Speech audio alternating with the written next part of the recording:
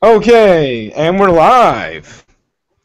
Alright, so this will be the JRPG discussion between Ashton Brown slash Shell Shocker and Dreadhead. Yo, it's good. Well, anyway, we're gonna cover a couple of JRPGs. Give our opinions on a couple of new ones that are on our predictions for what the new ones are gonna do like Bravely Second, again, which I haven't gotten a chance to touch yet. Did you ever get a chance to play the first one? Oh no, I actually didn't, but I was thinking about grabbing both of them this year. The first one, and then if I like that one, the second one. If you're into like old school Final Fantasy RPGs, or like they're really tactical based, it's really hard. No matter how much you level up, then yeah, it's going to be the game for you. It's a definite old school feel to it. I played Xenoblade the original, and that one. Did you ever play that one or no? No. Whoa, man, that one it's pretty difficult. It's like, how do I explain it? You have to even have a chance at beating your opponent. You have to be at least 3 levels higher, and even then, it's pretty challenging. Yeah, it's about the same thing in Bravely Default. No matter how much, I think in the first original game, I'm like 50 plus, and I'm only on maybe not even like halfway through the game yet, and it's still difficult. And that's at a level 50. Yeah, the only way you can one-shot characters in Xenoblade are if you're at least 10 to 20 levels above them. I'm just glad to see JRPGs making a comeback, man, because there's a period in time where it was really hard to find something like that. Like it was every once in a while. Yeah. But not in general, just good ones. But yeah, because there's tons of JRPGs coming from Japan. But yeah, because Super Paper Mario came out, but yeah, yeah, you even look at this year coming up. Like you had Xenoblade already dropped. You had Bravely Second is about to come out soon. You have games like Star Ocean 5 coming back, Final Fantasy 7 Remake, Digimon Story, Cyberstorm. Yeah, so come back for the Digimon franchise, which the next Kingdom Hearts game. Oh yeah. Oh man, my pocket's gonna be drained. Yeah, Nino Kuni. The crossover of Fire Emblem and Shin Megami Tensei. Yep, that just dropped. No, that just dropped in Japan 3 months ago. 3 months ago. They haven't announced when it's hitting America, but they said sometime in 2016. Yeah, we were talking. I think it was you when I was talking about when I figured out that a lot of the Vita games aren't coming over here anymore. Like you have to import them. Like they have an English version made in Japan, but you have to actually import them if you want to play them. So that sucks. But yeah, I think that's because the Vita failed even harder than the Wii U. And they're selling about the same right now, so it's like I don't. Oh no, the Wii U at least succeeded in using Amiibo and its games. I wouldn't say it was a mild success, just like the GameCube was a mild success. Yeah, it definitely needs to strive. Sony did a lot of things that just didn't make sense to the consumer. And one of the things that I think that they should do, if they want the Vita to survive, is actually just come out with a Vita that you're able to just put in a SIM card, like a regular memory card, like a micro SD card. Mm-hmm. If they change it around and do that, where the price for the memory isn't that high, and you could buy 32 gigs of that memory for like a couple bucks, mm-hmm. versus a 32 gig card for the Vita right now is like $70 or $80, That's hell no, I'm not spending that kind of money for. Oh. And I think that's the bigger issue because as a platform, I think that there's another issue too. Yeah, I think that there's a couple of, but I think the memory is probably the biggest. Actually, I would say the memory wasn't the biggest. Yes, the memory and this one other thing, both I think are the two things that killed it. Mm-hmm. Memory for the more advanced consumer, who like us it turned us off because are you willing to drop $70 for memory? No. Yeah, it turns off. Not when you have other options on the market. Where if you're spending, like you don't even have to spend that much. You could spend maybe $20, and you're getting like crazy amount of gigs. So yeah, it just doesn't make sense for the regular consumer or us. Right, but yeah. Not only was it, that was a horrible pricing. It made for us the hardcore or so. It turned us away. The other thing is what turned the casuals off. The people and I mean casuals in the sense of they have the money I have, but they don't game that much, but they'll at least play RPGs or they'll at least play fighters. They just aren't gonna try and master them or get really good at them. You know what I mean? So what would you say is the second reason why it's not succeeding right now? The way Sony made the power of the Vita. They made it in my opinion, they made it too powerful. Yeah. Where it's like it takes a lot of money to actually build a game for it. Yes, and that's because look at the 3DS. It was selling like garbage too, but they managed to turn it around by making cheap enough games for it to get them to drum up sales for it. Yeah, that's what happens when you're kind of like you're too ambitious. You know what I'm saying? Like you're trying to. Right. It's cool, dude, because like some of the experiences that you play. Bad. Yeah. It's like harping on the Wii U selling badly. Yeah. I'll tell you this much though. Yeah. Like, since we're having a JRPG discussion, there are definitely two handhelds on the market that run when it comes to JRPGs, and that's the 3DS and the Vita. Like, if you don't have both of those, you're gonna miss out on JRPGs, man. Like, those are the JRPG machines. I don't have a Vita is because, well, I don't even have most of the JRPGs for the 3DS. I've been focusing on consoles for the past couple years. Yeah. The last game I bought for handhelds were Kingdom Hearts Dream Drop Distance and Pokemon Black. Yeah, I'm sure if you had the extra money to spend, you probably have it because like that's the thing about it, dude. If you're a JRPG fan, you need those two devices in your life. You know what I'm saying? Like you're just from Monster Hunter to Freedom Wars to like all the to Bravely Default to Persona 4 to you know what I'm saying? Like they have a variety of JRPGs that are just unmatched when it comes to from a platform standpoint. You know? Oh yeah, from a platform standpoint. It's really good. Yeah.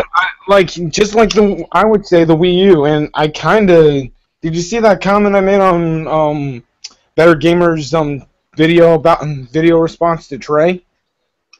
No. Huh? No.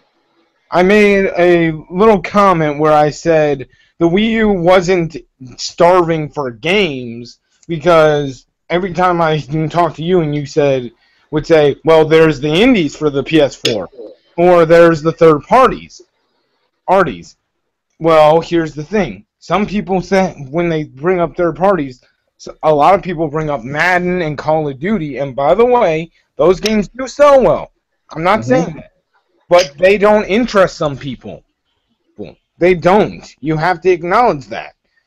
So if you're going to be saying, hey, just because that doesn't interest you doesn't mean Madden doesn't interest someone else.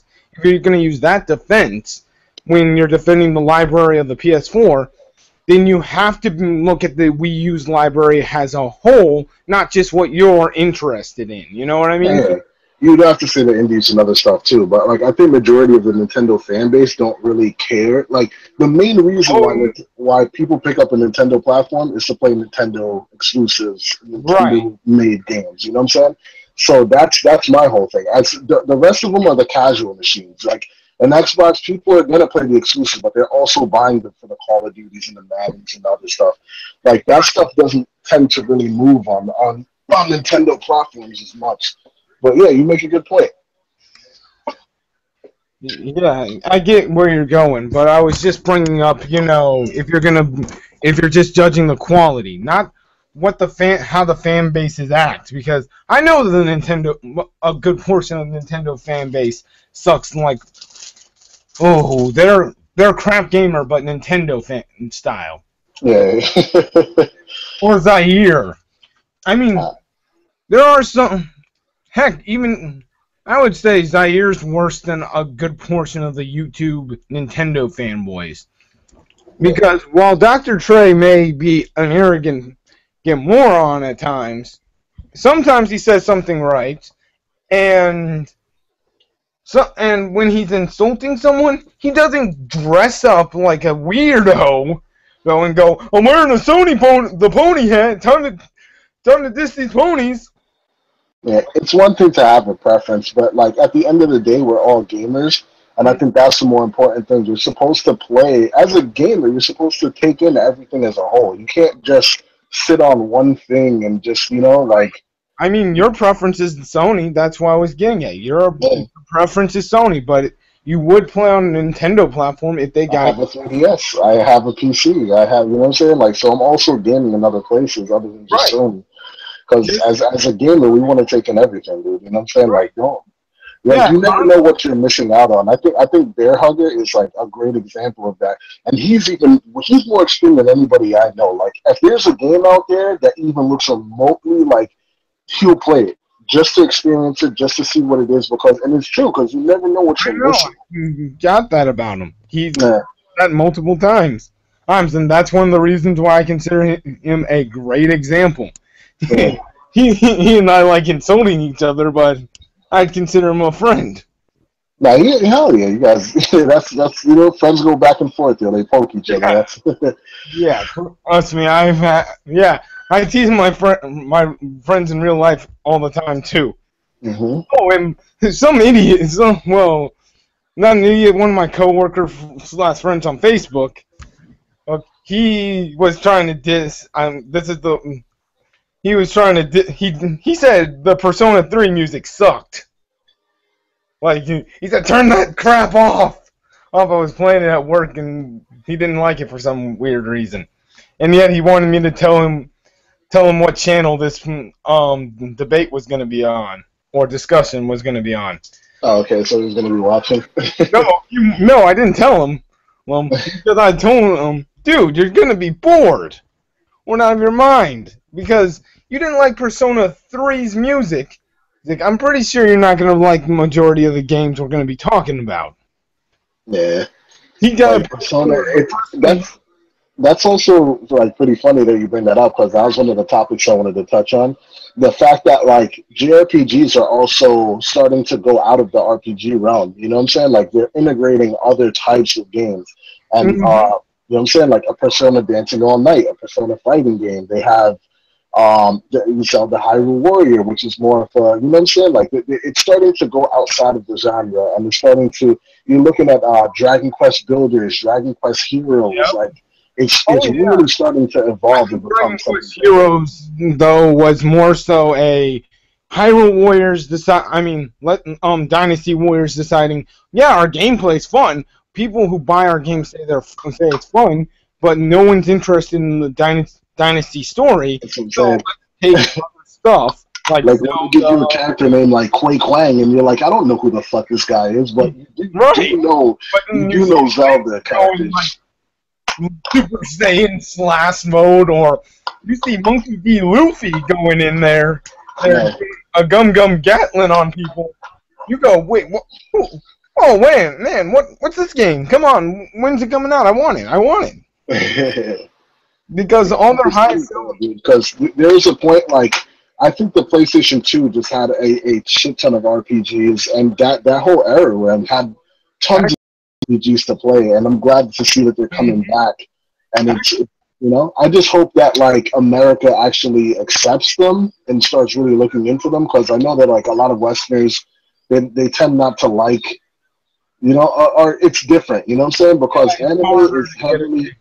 Yeah. It's harder to get Westerners to buy some JRPG. Yeah. It's heavily influencing Japanese culture. You know what I'm saying? And that's not regular for Westerners to be like, okay, like, there's certain things that they do. they sometimes most of their gens after like Kanto and Johto, like they start drawing on other cultures.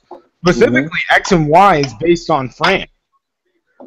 Yeah. And Pokemon Black is based on New York. Like the design, like all the designs are really, all of them are based pretty much on New York.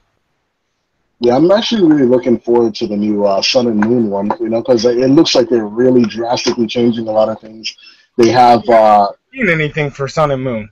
Yeah, for the little trailer, if you look, there's like a lot of information that they're like. There's like a lot of concept art.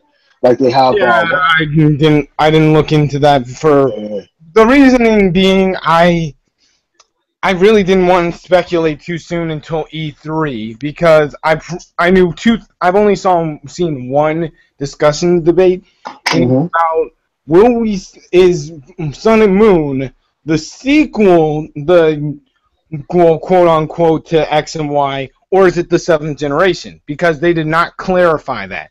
They did not. And especially with that video, they didn't even show the platform that Sun and Moon was going to be on. Like, they didn't show the platform logo. And it was blue, so it might be on the Wii U. Though it probably won't. Well, because who knows, man? We don't know what this Wii U is. I mean, the MX, right? For all we know. Yeah.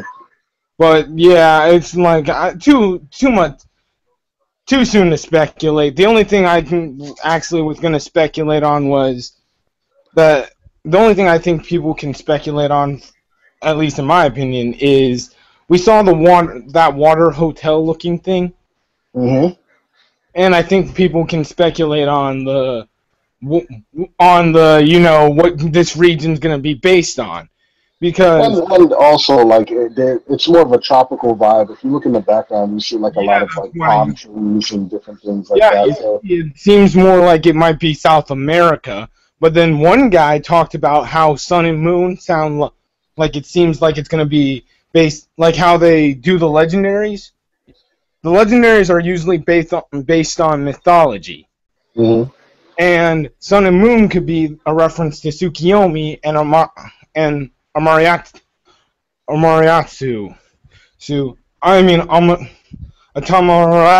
I hate pronouncing that name.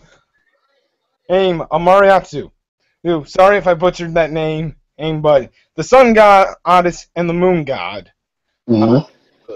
They're thinking it's going to be based on those two, which means it might be more based on Japanese to try and win back Japan after Yokai Watch started spanking them. Because technically, in Japan, Yokai Watch is spanking them. Yeah. But kind of wish it was Digimon, because Digimon deserves it more. Dude, I wish that game was just here for me to pick up, but I have to import it. But, like, that's my whole thing about it right now. If I import that game, right, it's going to be, okay, it's acceptable for you to do that, and I pay for the shipping. And you know what I'm saying? I got it, yeah.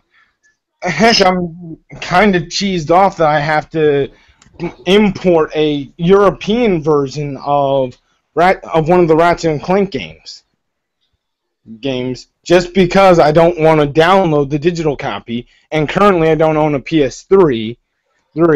Anyone who's shocked about that, my father sold it back early in high school, and I barely got to play it because he's bad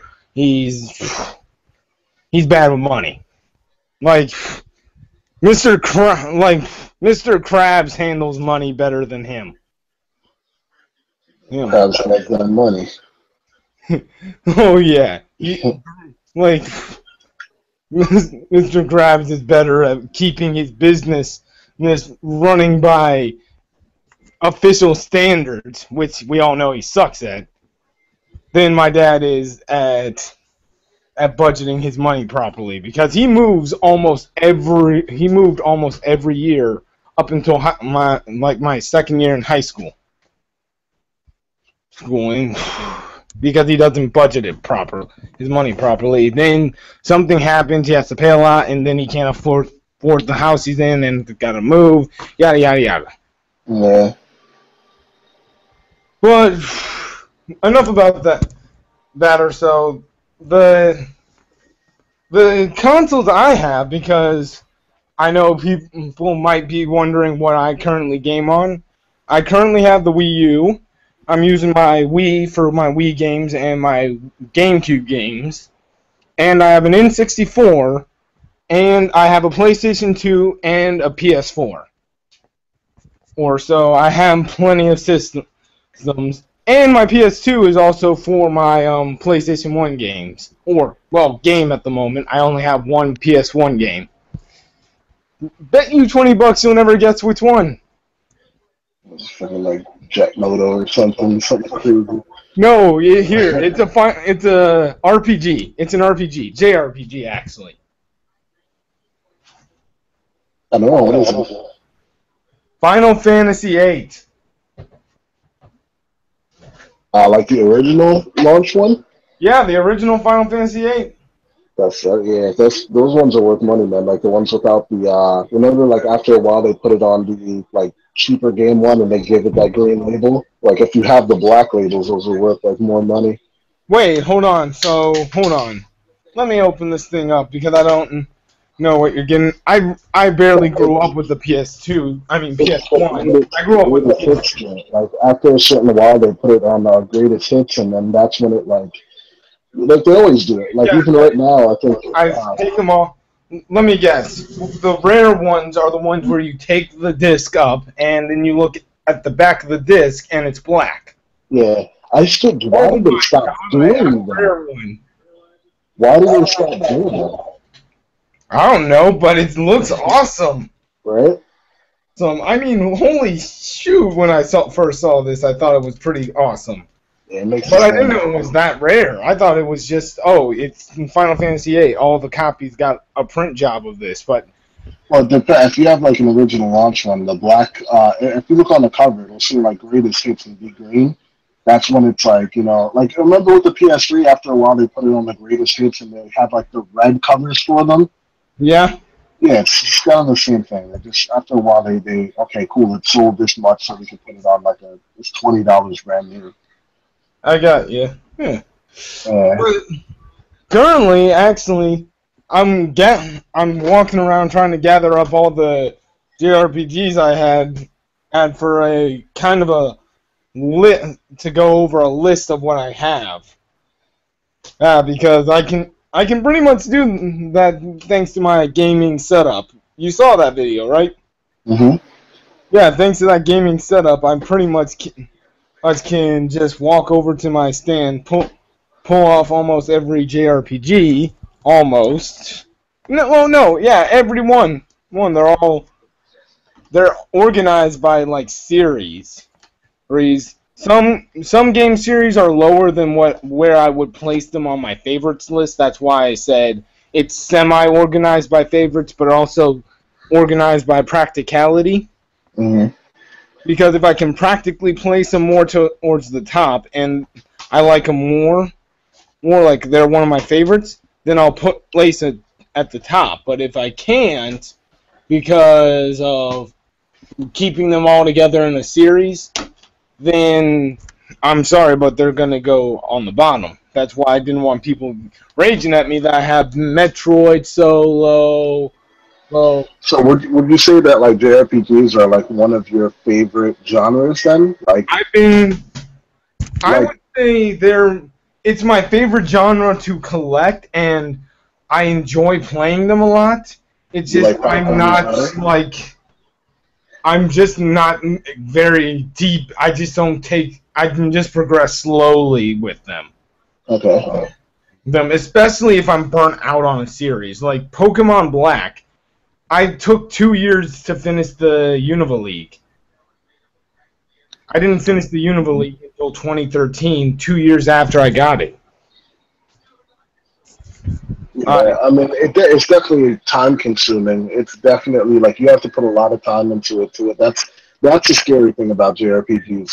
You have to invest. Like, and when you leave it and you come back, you have to get back in the swing of things. Hold on, man. Give me a sec. Who is this? Hello? Hi, this is Michelle on a recorded line. How are you doing today? Good. What's this about?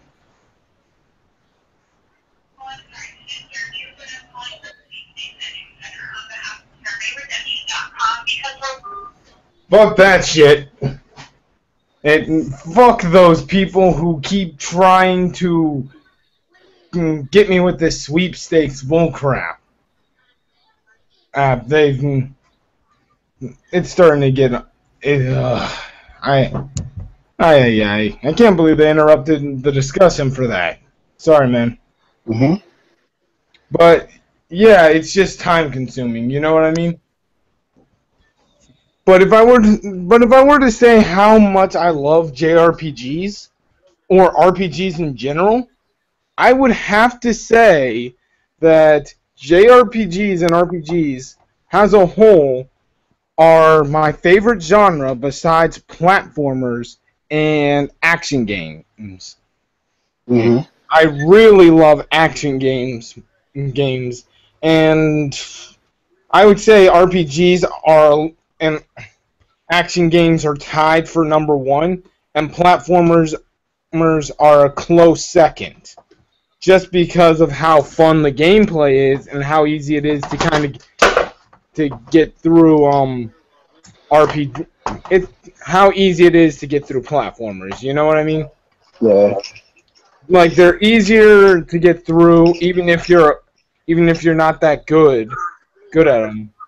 Though I'm pretty sure Darth Hooley would prove me wrong on how easy it would be. Pretty sure. Shout out to Hooley. Yeah, shout out to him. But as a joke, I'm pretty sure this is what would happen if he played this one platformer I have called what was it again? I'm pretty sure that if I gave him my Tigger game for the N64 from when I was a child, I'm pretty sure he wouldn't even get past the first level. Yeah, platformers are definitely not his forte. They take a level of discipline to actually beat those type of games. That's why, like, when people are like looking at Nintendo and like, oh my god, they're so kiddie, they're like, yo, some of their games are ridiculously hard to beat. You're not gonna go through the game a Donkey Kong Tropical Freeze all easy and shit. Oh yeah, I kind of wanted to. My one friend Nate, his little brother is his brother's a shithead saying, "Oh, Nintendo's games are so easy. They're so kiddie." Yeah, that's how you know they've never played them.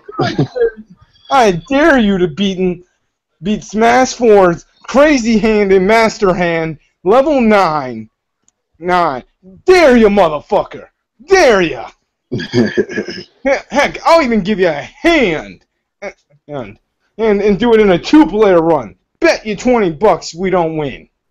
$20. I can't even do some of the higher levels without dying once. Nintendo in general has some of their games that are easy to get into are difficult to fucking master. It's depressing. And that's the thing, though. You can take it as seriously as you want to. You know, like there's those people that go through and just beat the game, but then there's the people that want to get all the stars and they want to go all out. Stay away from Sunshine unless you're a platformer masochist. No, I'm being serious. Unless you are a platforming masochist and enjoy playing through hard to beat games, unless you enjoy that and getting your shit kicked in every 5 seconds, do not, I repeat, do not play Super Mario Sunshine and try and beat the entire game. You will die you will shoot yourself from how hard it is. I'm serious. There's a pachinko mini game where you have to platform in a pachinko machine. Yeah, that's crazy. Some call me Johnny. You know how much he likes platformers, right? Or do you not know Some Call Me Johnny? No. He's a YouTuber. He did a review on Metal Gear Solid and a review on some on the early Pokemon generations.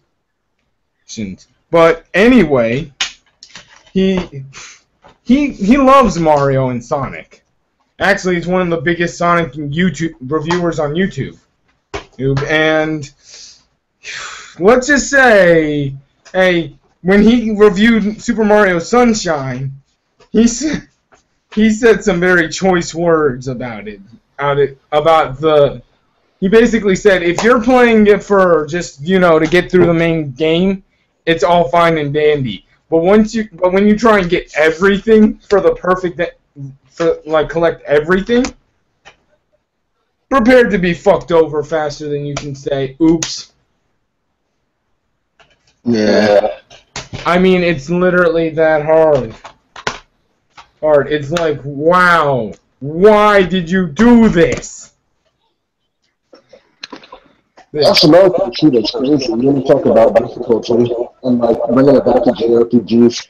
JRPGs are probably one of the only genres that still have like boss battles that are hard. You know what I'm saying? Oh yeah. Well, I would like to make the argument that the ending boss battles for platformers, especially Nintendo, the ending ones only are somewhat difficult. Somewhat. What? More so Sonic's the only one I've seen with difficult boss battles in recent years. And his last and I can't vouch for Generations, but his most difficult boss battles he had some pretty fair difficulty in Sonic Colors, his final boss, and Lost World's boss. But bringing it back to JRPGs, we were getting off topic. I know that. I've got a pretty decent stacks of RPGs laying right next to me. I'd say roughly maybe 1/3 of my entire gaming collection, and yet I haven't touched a lot of them. I've got Final Fantasy 12 here, Dark Cloud, Phantasy Star Universe, which I was told not to get. Have you played this one? What's the name of it? Phantasy Star Universe. I played Phantasy Star Online. I haven't played yet. That was like a while ago, dude. Like I used to play it on the Dreamcast, so that was like a long time ago. Well, I was told not to buy the Phantasy Star Universe game. Hopefully. What was the reason for them telling you that? They said that the story was just horrible. I don't know. I enjoyed my time with Phantasy Star. I thought, the character developed. They didn't say. They just specifically said universe, like the PS2 game. But that's what I'm saying. There's so much more outside of the story. Like, story is a big component in JRPGs for sure, but the customization, the level, like it's a lot to like the games. And that kind of segues into the debate between Xenoblade Chronicles and Xenoblade Chronicles X. Most people, I'm going to turn my camera on for a sec to show the games. This is Xenoblade Chronicles. This is the Xenoblade Chronicles X. I own both. I prefer Xenoblade Chronicles after playing through a fair portion of Xenoblade Chronicles X. But Xenoblade Chronicles X is not bad just because it's disappointing compared to the original. Yes, the original was going for story-based gameplay, but if you read the interviews, that's not what they were going for this time. I'm with Xenoblade Chronicles X. If they had called it something else, I'm pretty sure people would be these haters would be going less harsh on the game. And more so because they wouldn't be comparing it to the original. You know what I mean? And also, something has to be sacrificed at some point. Like because we were looking into the world and how big it was and how immense it was and how much you could do in the world, they kind of step back with the story. Yeah. So That makes complete sense to me, man. You know what I'm saying? Like the first game, regardless of how well, like how good we think the game is, it didn't really sell as well as they wanted it to. So now they're trying No, something. it sold just actually a lot, and What would be a lot? more than what they wanted it to. It sold better in America than it sold in Japan. Yeah, but that was like over time, like out the gate, like I'm talking about. It didn't really Oh, just like, it wasn't popular overnight. that's why they lit the sequel, because it sold phenomenal outside the gate. It didn't do gangbuster numbers, but Yeah. for no advertising and for no advertising and no announcements or anything, it sold fairly well and managed to garner a pretty high number of units being sold. Oh, and that's why they greenlit the sequel. Well, and immediately announced the sequel was going to be, brought over to America. It's kind of like the Fire Emblem Fates debacle, where Awakening did so well, and then they decided to go ahead and make a new one. You know what I mean? But here's the thing: unlike with Fates, it didn't sell as well as Fire Emblem Fates or Awakening did. It sold. Don't get me wrong. It sold good numbers. Here, I'll even bring it up. Yeah, Xenoblade Chronicles for the Wii, it sold less than 1 million. Yes, but for it being brought out in just the 1 year, the only announcement that it was being brought out in America being a trailer on their YouTube channel. No announcements. I mean, no commercials at all, and it's only available at GameStop. For it to sell as well as it did, I'm surprised. Yeah, no, I'm not saying. What I'm saying is that they're trying to appeal more to a broader audience by making it more about gameplay instead of story. You know what I'm saying? Like they're trying something new to see if it could, get better sales and stuff. Actually, this was kind of an experiment with them. Like I read an interview with the creator.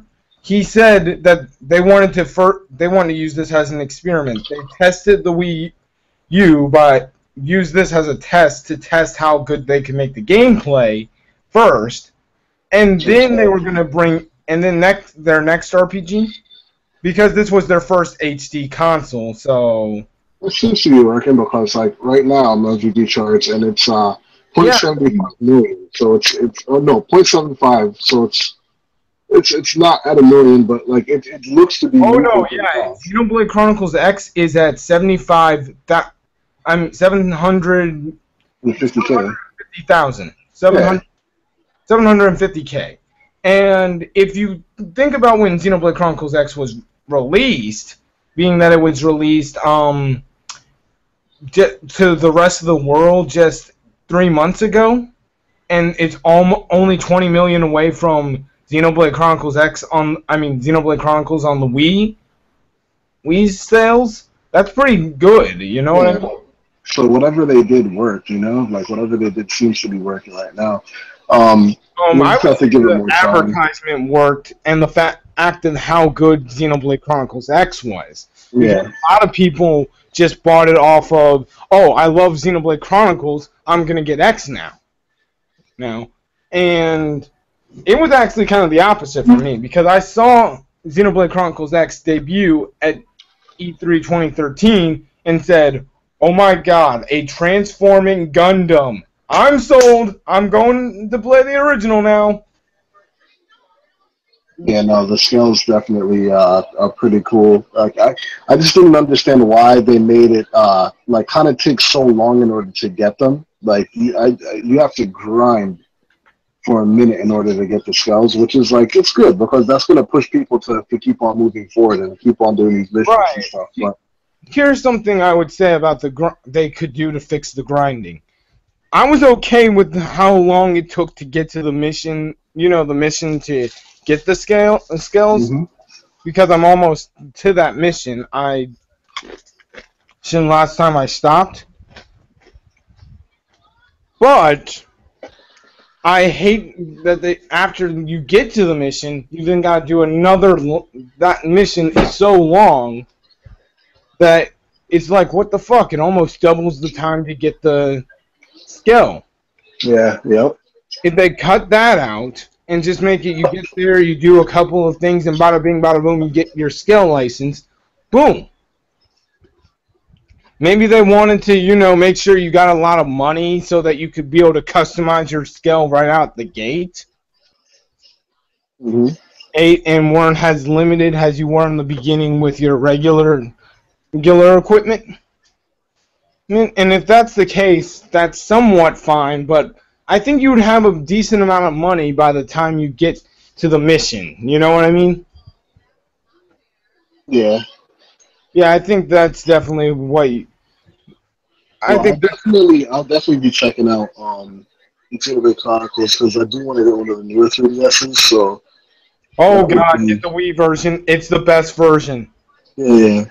So if you could fucking get it for the Wii version, I definitely recommend it because that's one of my gripes with Xenoblade Chronicles X is the controls, and it's only a small gripe. I will admit. It's nitpicking, but it's something that's there. Kind of like how Bear Hugger brought up the, camera angles in Zombie U, how having Wii U mode is very awesome.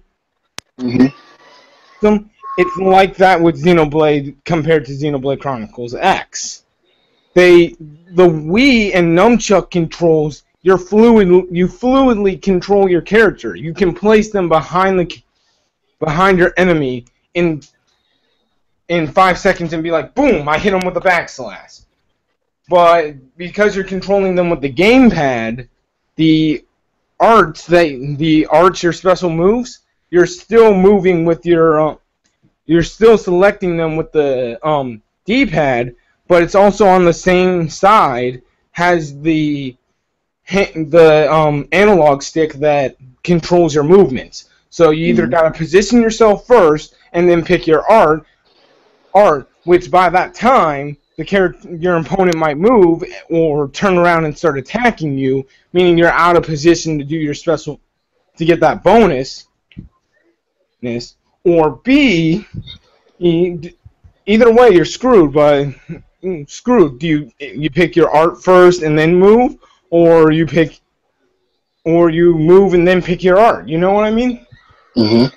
Either way, you can't do them simultaneously and get almost near accurate results. Oh, it's a small gripe, but if you play it, especially on the Wii, you can see the difference in how the original, flows a little bit better. I'm not saying that it makes the game unplayable, but it's like something that if you play the original first, you gotta get used to it. You know what I mean? So why would you say not to pick it up on the 3DS, huh? Because again, the 3DS is basically a handheld version of the gamepad. It's like playing with a classic controller or so for the Wii version. Mm-hmm. I only use the Wii remote and nunchuck because they were my only option, and I fell in love and found the perfect control scheme for the Wii version by total accident. Just because I didn't have the Pro Controller and wasn't like every other dipshit who said, fuck this shit, and I'm not using a regular Wii remote for a hardcore game, and didn't give it a shot, you know what I mean? Mm-hmm. Because I wasn't an idiot, and yet I found the perfect control scheme that very few other people use. I mean, look at any Xenoblade Chronicles on the review on YouTube. Most of them use the Pro Controller, which in my opinion is gonna be slightly inferior to the Wii remote and nunchuck, because it's more lax. It allows you to feel like just meld with your couch and just, oh man. Xenoblade Chronicles X is, I'd liken it somewhat to Persona it's not. It's got its problems. Yes, Xenoblade Chronicles has its problems. Mm-hmm. But for all its faults, I just think it does stuff slightly better than the original. Just slightly. I do think that if the original had the mech system, it would be near perfection and almost destroy Xenoblade Chronicles X in every way. If it had mechs, you know what I mean? Some people had like an issue with the combat. In the original? Also, no, the new one. Oh. They like the combat in the original better than. Oh no, I like the combat in the sequel better. The only gripe I have is that I think the original controls better. Other than that, every other, like the art system, the more variety, the customization, oh my god, it's there. Somewhere between these two, there's an there's pretty much a 9.5 or a 9.9 game if you could combine these two. Heck, I even think the story in Xenoblade Chronicles X has great potential if they make a direct sequel to it. Because it looked like they were setting it up for a sequel, you know what I mean? Mm-hmm.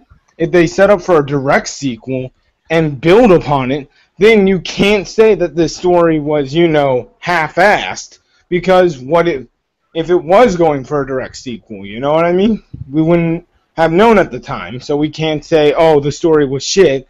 It's not like they said, this is going to be a one-off game, released it, and then changed their mind, you know what I mean? Yeah. They didn't say if it was going to be a one-off or not. Not like how they weren't doing a direct sequel to the original or so. But you just get where I'm going. I'm sorry for that little mini rant. No. But again, that's it. Man, I really like both of them. Honestly, you should see the crazy character I designed for my Xenoblade Chronicle X avatar. Or I have my skin tone, which is slightly tan. I kind of look like I'm mixed, so it's slightly tan or so. And I got blue hair, like the color blue of the X in the Xenoblade Chronicles X logo. And the guy's got spiky hair. It's funny. I tried to make him look like a traditional anime protagonist or so. Well, it's good. You can actually sit there and tear them apart. You enjoy them, you know what I'm saying? Even though you think one of them is superior or better. Right, I do think one of them is superior, but I'm not going to sit here and go, oh, this thing's garbage, or such. I'm not going to sit here and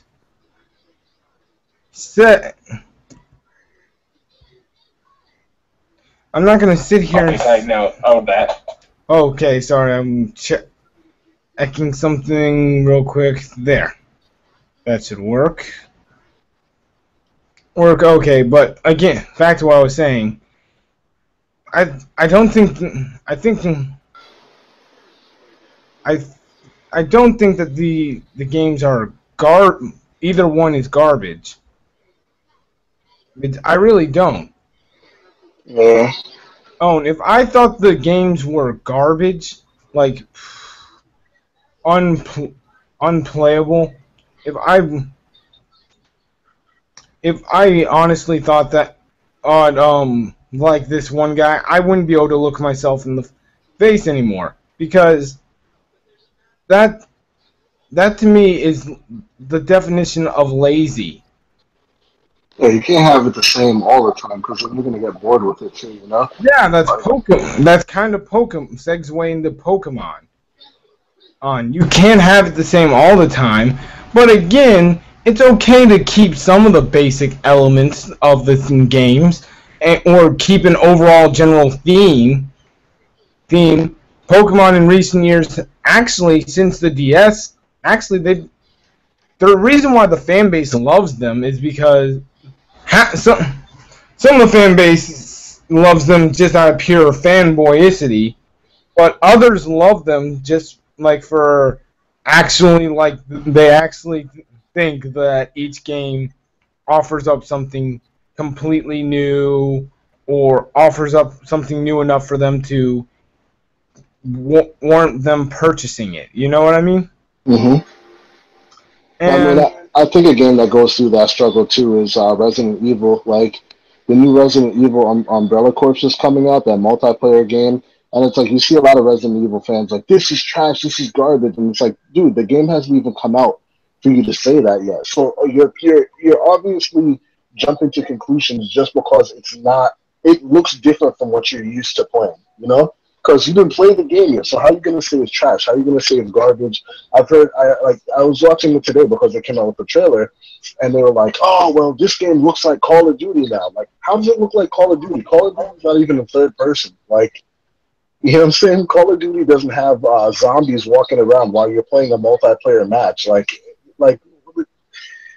people just tend to, you know, as soon as it's not what they want, they tend to tear it apart, and they tend to not like it and put it in the worst light they can possibly put it in because they didn't get their win. yeah, I know. People are horrible about that. They, yeah, just because you wanted a more story-focused sequel of Xenoblade, doesn't mean they have to do it like that. And by the way, with back to Pokemon. You played Generation 1 and then tried Generation 2 and then couldn't get into Generation 2, right? No, Generation 2. Crystal, Gold, and Silver. Yeah, I played Gold and I actually imported it, and I had the Japanese version. So I played through that, and then after that I kind of fell off. Like I didn't have a DS. So yeah. Speaking as someone who played the original Blue, and the special Pikachu version, then went into Crystal and Gold. And by the way, funny thing about my Gold, I got it and its battery was already dead, so it was pretty much dead weight. Oh wow! Thank goodness Crystal has a better battery, so that you don't have to. So I don't ever have to worry about it dying on me. So I'm so glad that they went back to cartridges now. That's insane, man. Like, oh, yeah. Yeah, so like I don't know. There's a way to open them up and switch out the battery though, right? But like, yeah, that's crazy. But, yeah, that was a dumb move. Yeah. But moving on. But then after that, I didn't play Generation 3 directly. My one friend had it. He had Ruby, and Emerald. I'm not sure if he had Sapphire.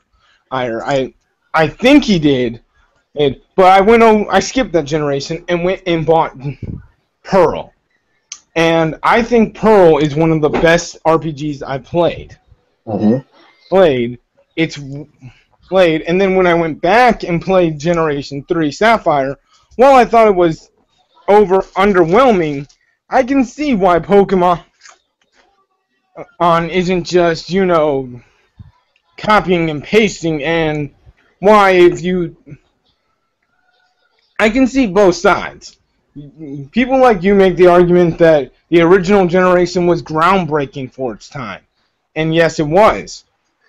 But if we took that thing and, if we switched out all the Pokemon, say the designs were of Generation 2's designs or Generation 3's designs, alright, the region, it played the same and was still on the same graphics or so, you know what I mean? We kind of switch out the generations, not the graphics and gameplay options, but just the graphics and Pokemon. I mean, just the region and Pokemon and the story. You know what I mean? They would all fit that. They would have all been popular too. It's just some people hold Pokemon to it has to be revolutionary each time, or it's not worth my time. Mm-hmm. Standard. Whereas some people hold them to a very low standard of, oh, just release a new Pokemon game and I'm good. Meaning, those people will think anything is amazing just because it's Pokemon. Vice versa to people like you who really wanted it to get evolve and get new every time. Like do something groundbreaking every time. Or so, you know what I mean? Or because from what it sounds like is you when you said it when you told me about it earlier, later on the other after we were talking on the other podcast on Game Enthusiast, you said really you just really couldn't get into them, right? Yeah. Like they didn't feel like they were groundbreaking like the originals. This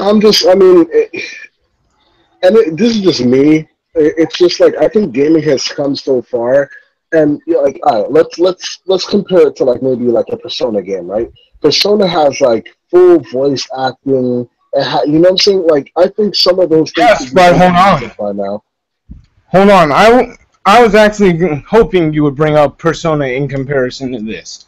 Because Persona is the perfect comparison to shut down people who think Pokemon is every Pokemon game after Generation 1 sucked, but also shut down the people who think that every generation is fucking amazing and God and Jesus Christ's, creation. Yeah. Shuts down both arguments because look how far Persona came, but then you can also look at, okay, well, some of their achievements were made on consoles. So let's take a look at certain other games and how many handheld games for 3DS have full motion voice acting and yet have so many RPG elements as Pokemon. Yeah. That was just it's just little things like that. Yeah, but mostly that's because a lot of the Pokemon stuff is handheld. The only one I think you can give that can't get away with saying it was technology is pretty much the Colosseum and XD Gale of Darkness on the game. They had no excuse for no voice acting. Yeah. They had no excuse. But the other ones, yeah, they can get away with it. Yeah, it's just, I don't know. I think it could do a little bit more. And also, like, so I've seen some of the newer, more recent Pokemon, and like the way how they look was just like they're kind of running out of ideas sometimes. You know what I'm saying? There are some cool of the originals sucked too. Like, whew. Yeah. Like there were uninspired ones. That's what I'm trying to be the middle ground here and bridge the gap between the people who completely defend every generation and say they all are great, and the people who just watched the first generation and then, just stayed off of it and kind of criticized the other generations. Yeah. Because I see both arguments, and I actually agree with both sides in some areas. I agree with you. There are some bad Pokemon. But Nilix, I'm looking at you. Ice cream Pokemon. Yeah, that's exactly what I was gonna say, dude. I saw that shit and it immediately like turned me off a little bit. I was like, wow, like they're just running out of ideas now. Hold on. That's one design though. The original. Imagine if say that was the original Pokemon gen. Say that was the original gen. And you kind of would have shrugged it off and said, okay, that's a stupid concept, but some of the others look cool. And then imagine if the original gen had been 5th gen. Like Charizard and all of them were the 5th generation of Pokemon. Yeah. People would be trashing a lot of them. Blastoise might escape, some criticism. Him and Charizard might, but Charizard's definitely more vulnerable to, getting called, oh, he's just a plain old dragon. You know what I mean? Yeah, I think some of the first Gen 1s are definitely a little bit more plain and predictable.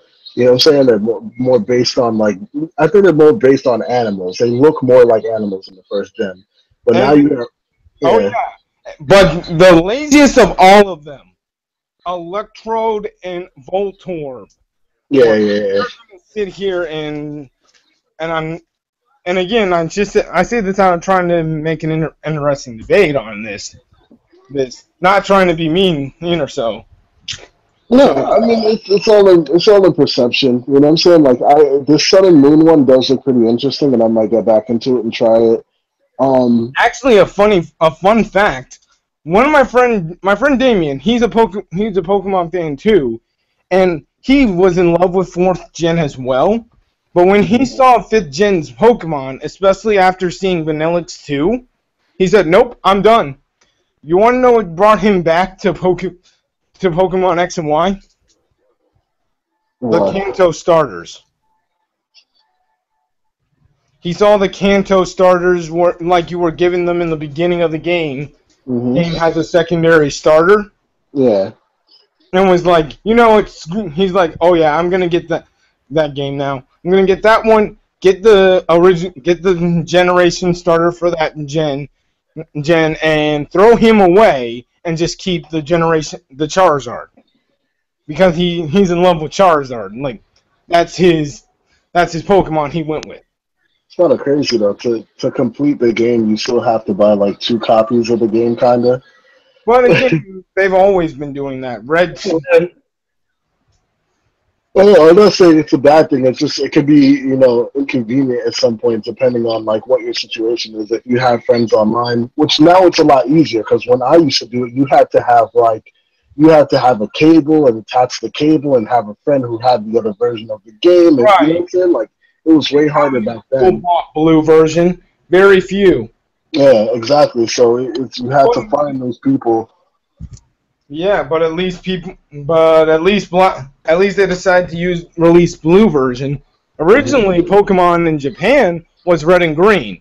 Then they released the third version called blue version over there. So they have red, blue, and green. 4 games over there if you count the special Pikachu version, which version 2. Yeah, I played yellow too back in the day. Yeah. I fully beat. I think I had red, and I had all of them at the end of it, and then I played yellow. I could have swore I got to play green, but I'm not too sure. Like, If the only way you would have played green is if you imported it from Japan. yeah, I think one of my friends had imported it, and then after that, I imported gold, and I had it earlier before it released in the States, and then that was the last time. Yeah. To my surprise, I don't have a clear and concise opinion on the generations anymore.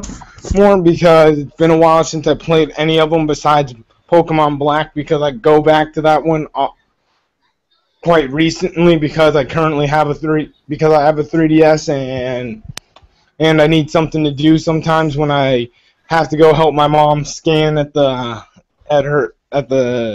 school she used to attend, and so I need something to kill time while she's scanning my heart. Echocardiography.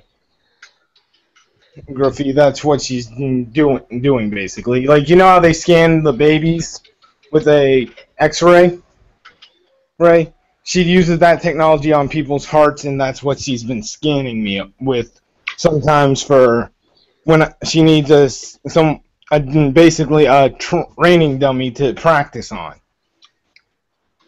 so she doesn't lose her skill at how you would say. Anyway, I needed a game. To play during those times, so I either grab my Dream Drop Distance or Pokemon Black. Well, I can take them with me and play those games while I'm just laying there being bored. You know what I mean? Mm-hmm. So that's the only one I've recently played. And honestly, I can make an argument for why certain Pokemon in almost every generation suck. Ludicolo is also on that list, alongside Voltorb and Vanillix. Every generation has some kind of sucky, shitty Pokemon. I mean, seriously, every generation has one. Man, it is like, whoo. Every generation has a shitty Pokemon. Come on, it's... anything else you want to add on the top of Pokemon or no? Like I said, I'll be looking forward to seeing what they're gonna do with Sun and Moon. I think they're gonna elaborate more on it at E3, right? And then it's gonna come out in December or so, November, December. So I'll be looking forward to see what they're gonna do with it, and maybe that will be the one that brings me back to it. But yeah, other than that, I'm good on the topic. If you, yeah, there's one thing. There's two things I'd like to say about it. One is I'd like to challenge you that to try at least go back and think about these games and check them out. See what differences you can find. You know what I mean? Like, look at it from, how different Persona 3 and Persona 4 are. Not that much. You know what I mean? Persona 4 may have refined the formula, but it's pretty much Persona 3, but easier. And with a less darker story. You know what I mean? Yeah. Just like how Kingdom Hearts 2 kind of refined and made the combat system a lot more fluid than Kingdom Hearts 1. But go back and, if you get the time or the chance, go back and try a Pokemon game from each generation or so and see if you can find, and if you can, just say, oh yeah, this is new enough for it to be warranted a thing. You know what I mean? Because as I'd say, a lot of Gen 1ers really they came into Pokemon and saw how revolutionary it was, and then when Generation 2 came around, some accepted that it was going to be a little more sequel, have a lot less, it wasn't going to be as groundbreaking. Others were overtly anticipating how much groundbreaking the games are. Because there are some subtlety groundbreaking ideas in, even, I'd say, Crystal. You want to know what they did between Crystal, Gold, and Silver? Well, what did they change? They took the special stat and split it into special defense and special attack, giving you a lot more diversity in what type of Pokemon they can make. Rather than having it to either be a great special stat user or a great offense, you know what I mean? Like, there were pretty much only three things you could be. You could be a great tank with great defense, a cannon with great offense, or a great special with the special stat, or great punching bag with great health. You know what I mean? Like, those were the four stats they had. And your special stat was it was used to calculate moves like flamethrowers, offensive power, and the defense of that Pokemon. You know what I mean? Yeah. I'll make it simple. Say Blastoise originally had, this is just for funsies. Hold on, give me a sec. Maybe I can actually get Blastoise's old number. Because I think this is... I do want to see how you react to this one. Give me a sec. His old numbers I should be able to find his old numbers too. But don't get your hopes up.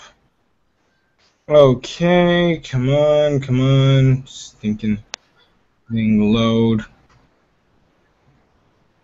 Okay, hurry up.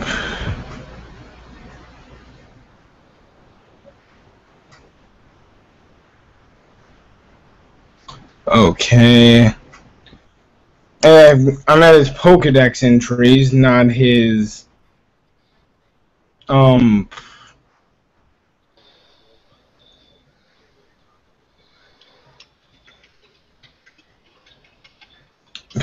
not his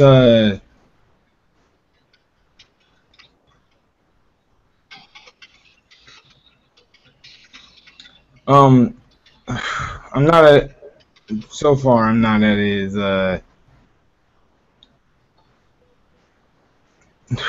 Crap. Yeah. Yeah. Hold on. I had to get rid of something real quick. Mm-hmm. It'll just take a sec, and there we go. That should work. And okay, it's running a lot faster. Okay, his stats. Okay, base. Okay, nope. The wiki only gives you it only gives you Blastoise's like his newer numbers, not his original numbers. Numbers like before they took out Generation 2 when they Generation 2 did a fair amount. They added in the Dark type to nerf Psychic types because how good was Mewtwo in Generation 1?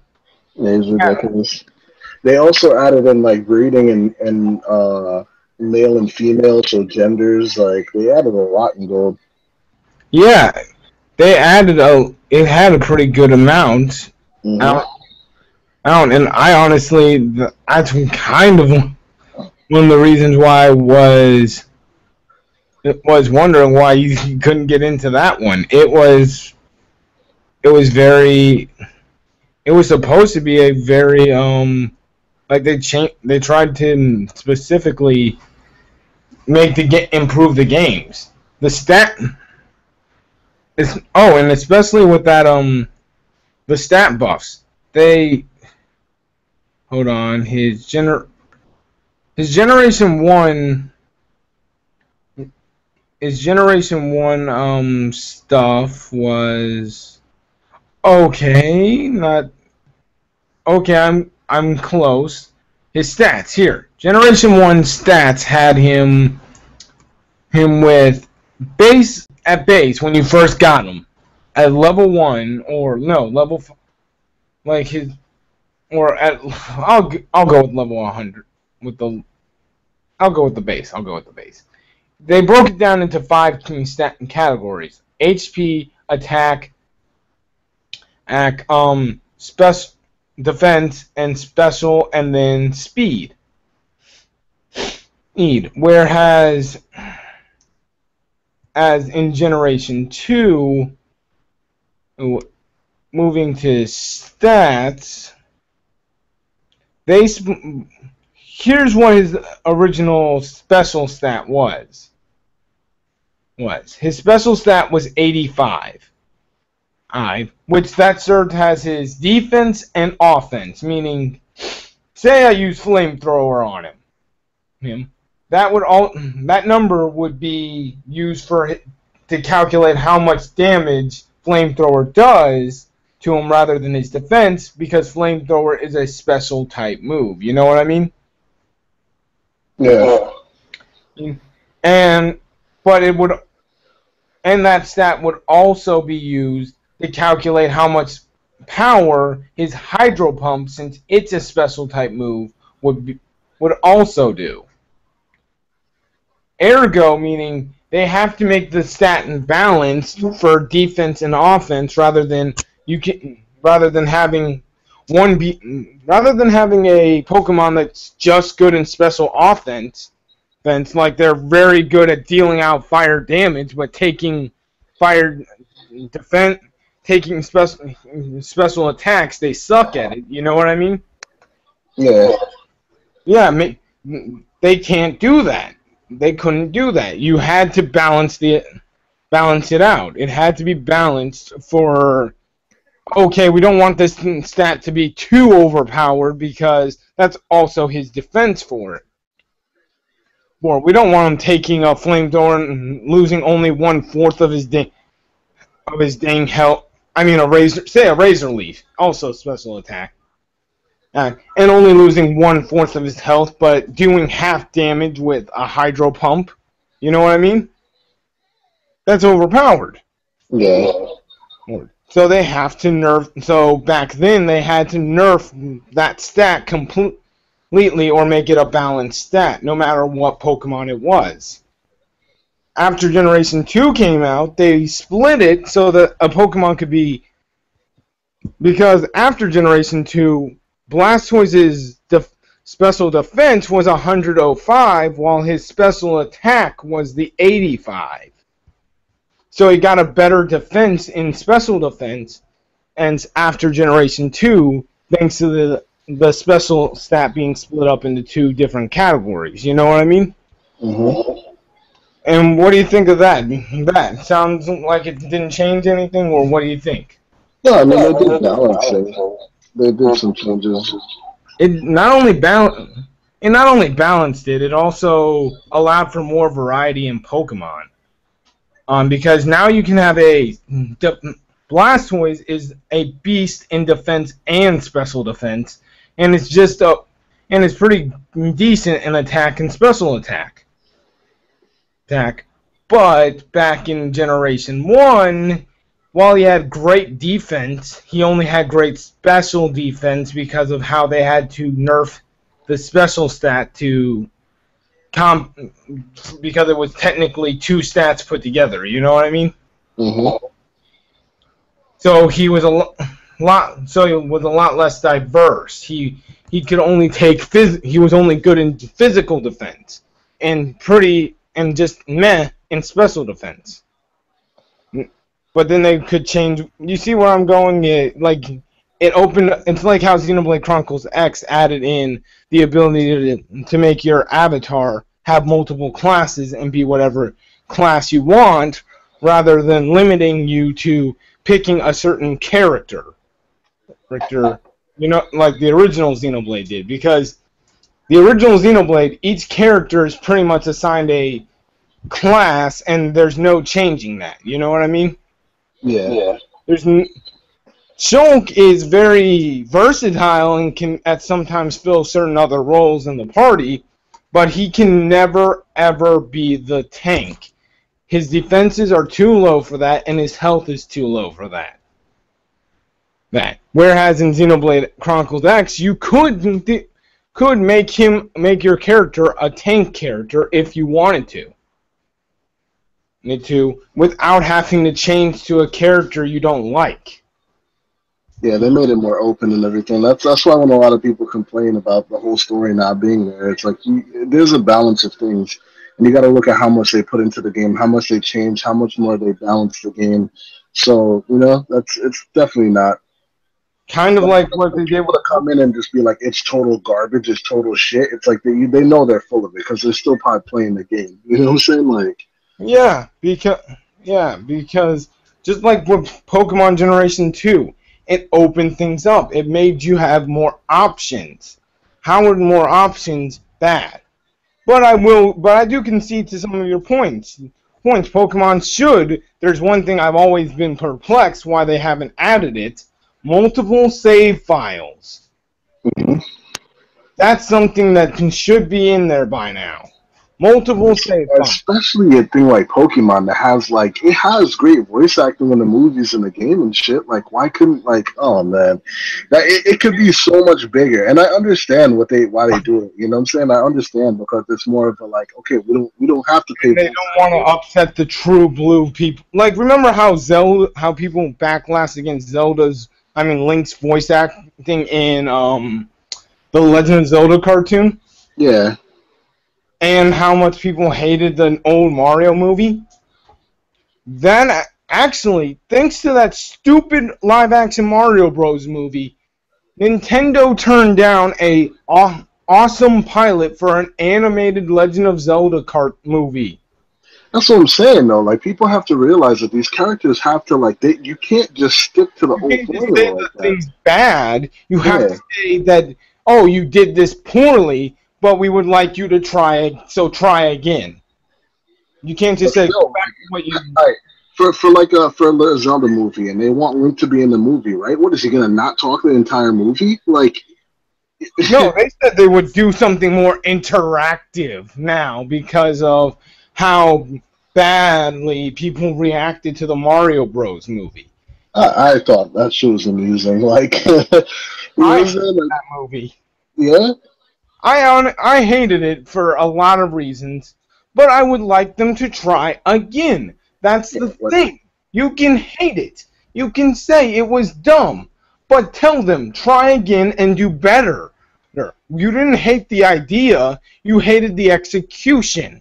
hmm I don't know. I think it's one of those like old school cult like classics that you're not Yeah, a cult that's classic, but the you reason can why always watch it and get a good I laugh didn't from even it. have. And some of the laugh is because it's done so horribly. It's done so cheesy that you have to laugh.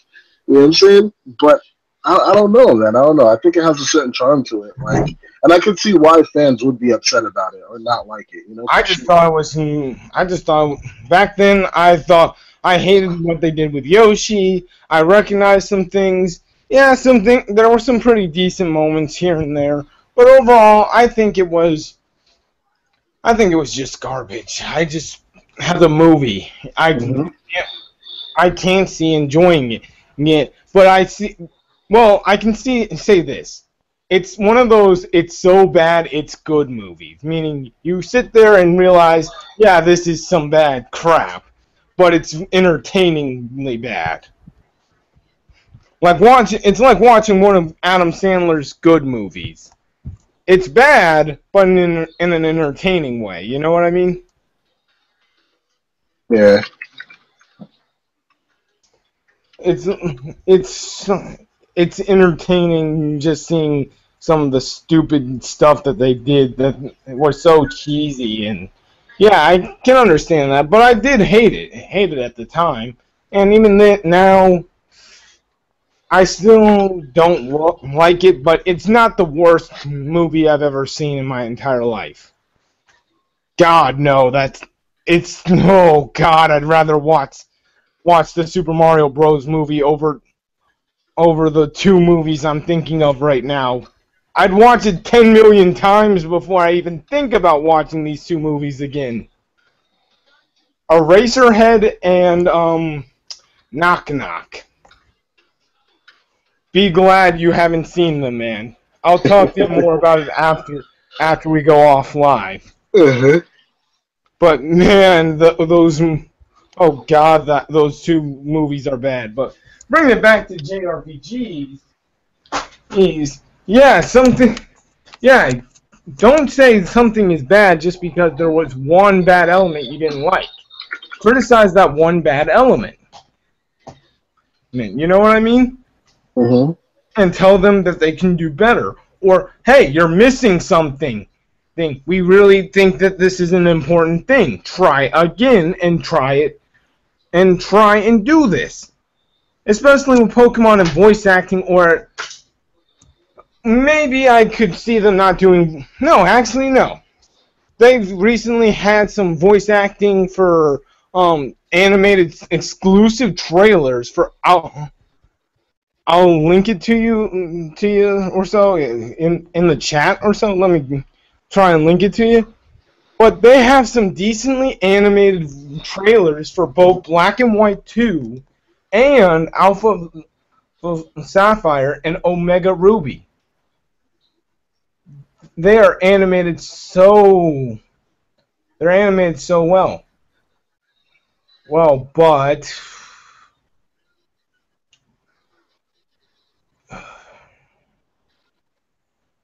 like here, give me a sec.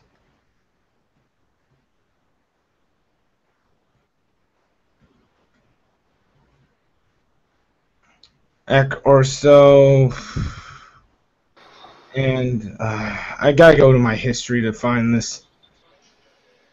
Okay, almost. Where is it? Here it is. Animated black trailer, or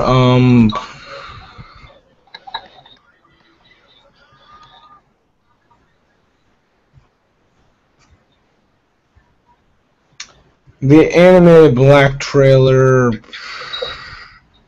There, Here, I'm putting in the chat right now the link. Go and watch it and tell me if the voice acting in there is not something you would want to see in the Pokemon games.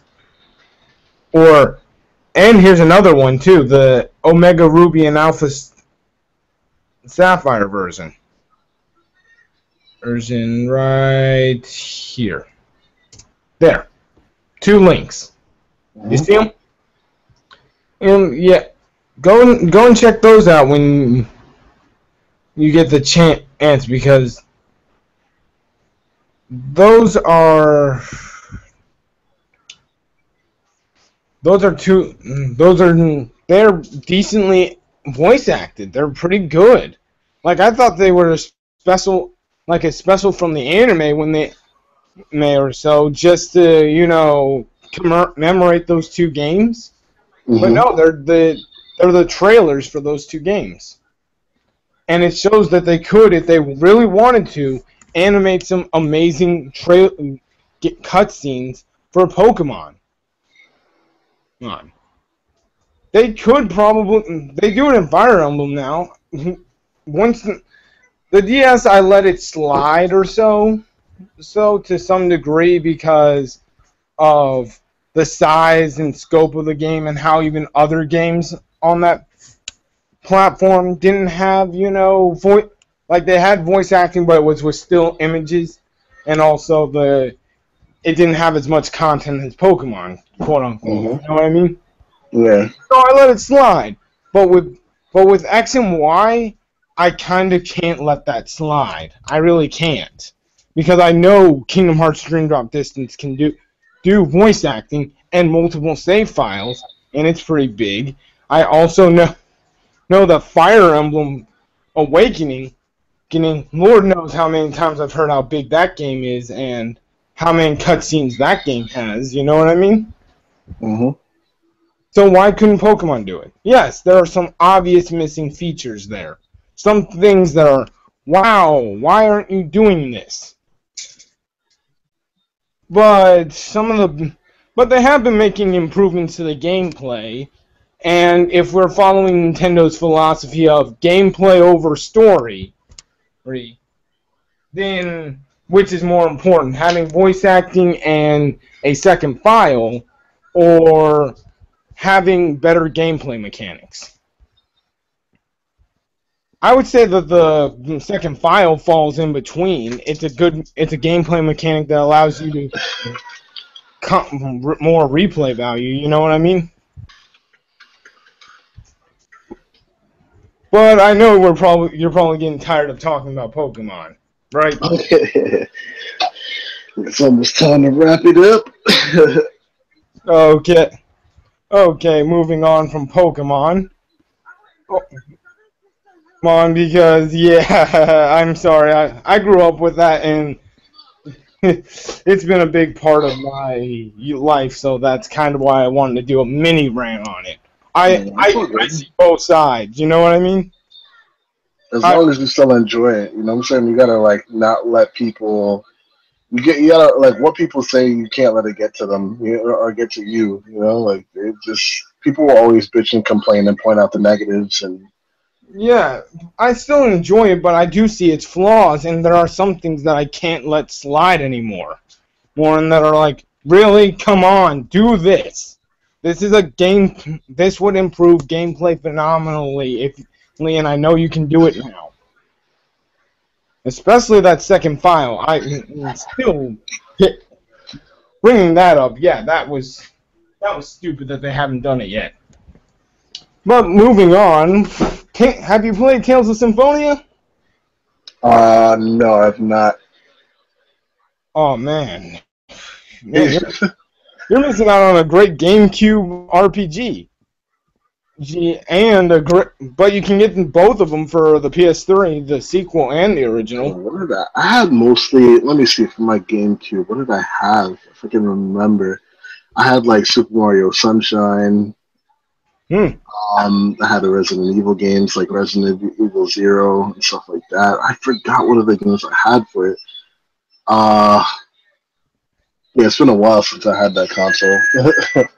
Oh yeah, I traded in my console a while ago. Yeah. I've been buying some new games that I never played, and buying back old games because has a late, and just using my Wii as a substitute GameCube.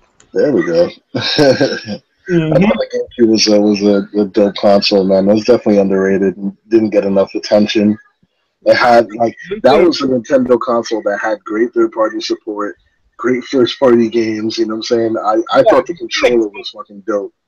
Oh, that controller! This controller will never die. Yeah, As long as Smash Brothers exists, that controller will never die. And actually, it's only due to a coincidence that the GameCube controller lives on. yeah. Because if we didn't have GameCube backwards compatibility and people were forced to get Pro controllers and get used to it, no one would have bitched about not having the GameCube controller for the Wii U version. No one would have bitched, and they would have been fine with playing it on the gamepad or fine playing it with a Pro controller. Mm-hmm.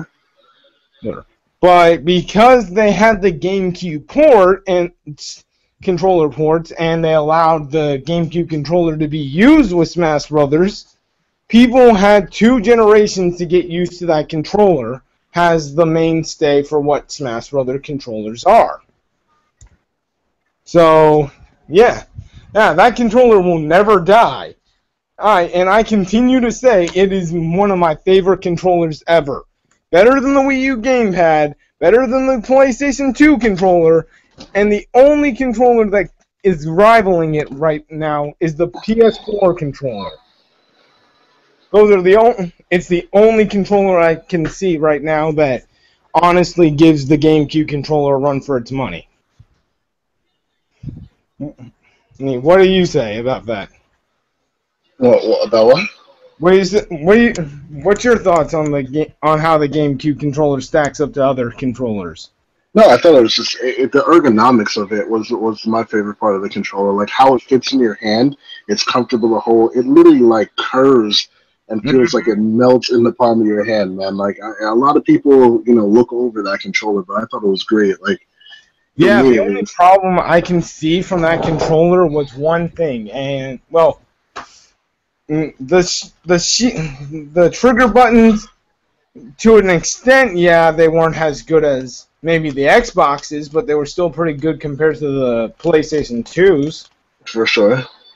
The only thing is, there was only one shoulder button, and it sucked dog shit. That's it. You know that Z button right over the R and L. That's the only thing I can say that was, without a doubt, something that actually was shit. But they at least worked around. But they worked around it or so. Oh, so kudos to them. And the controller itself, I've loved it. It's my go-to controller for a lot of games. You can't go wrong with the GameCube, man. And they're cheap as hell to pick up now. You know what I'm saying? Like I'm definitely thinking about popping one back. Like you cannot go wrong with the GameCube. Oh yeah, definitely get it. Hey, if you don't already own the PS3 versions of Tales of Symphonia, I definitely say get it for the GameCube if you can find it for a decent price. The original's a really good JRPG. It's very awesome. It's awesome. Just freaking amazing. And I've been buying PS2 RPGs also. So you didn't know, guess how recently I got Persona 3 and Persona 4. Wait, what do you have Persona on? You have it on the PSP? The PS2. The original version. I have the original version of Persona 4 and the updated version that they released for the PS3 called FES. That's Persona 3 FES with that Aegis special ending. Yeah, I have that version of Persona 3 and the original version of Persona 2. Though it doesn't come with the special bonus disc. it says it does on the box art, but the original Jackass who traded it into the game store, they kept the bonus disc for themselves. Oh, okay. Like a jackasses. So keep the main disc, but I'll keep the bonus disc for myself. Like a, fuck them. But moving on, yeah. I recently got them back in August and September. No, August and July. Last year was when I first played a Persona game. Those were the first two. That was my first time playing a Persona game. And I fell in love immediately. I fell in love with every character. I cannot describe how awesome those characters are. Mm-hmm.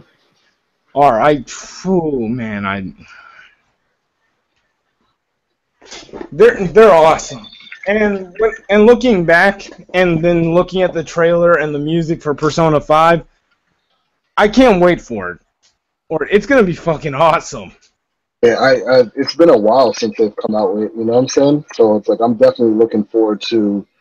I think they've been sticking to handhelds with the Shin Megami series only for the fact that it was standard definition. They wanted to wait because their RPGs tend to be pretty bulky.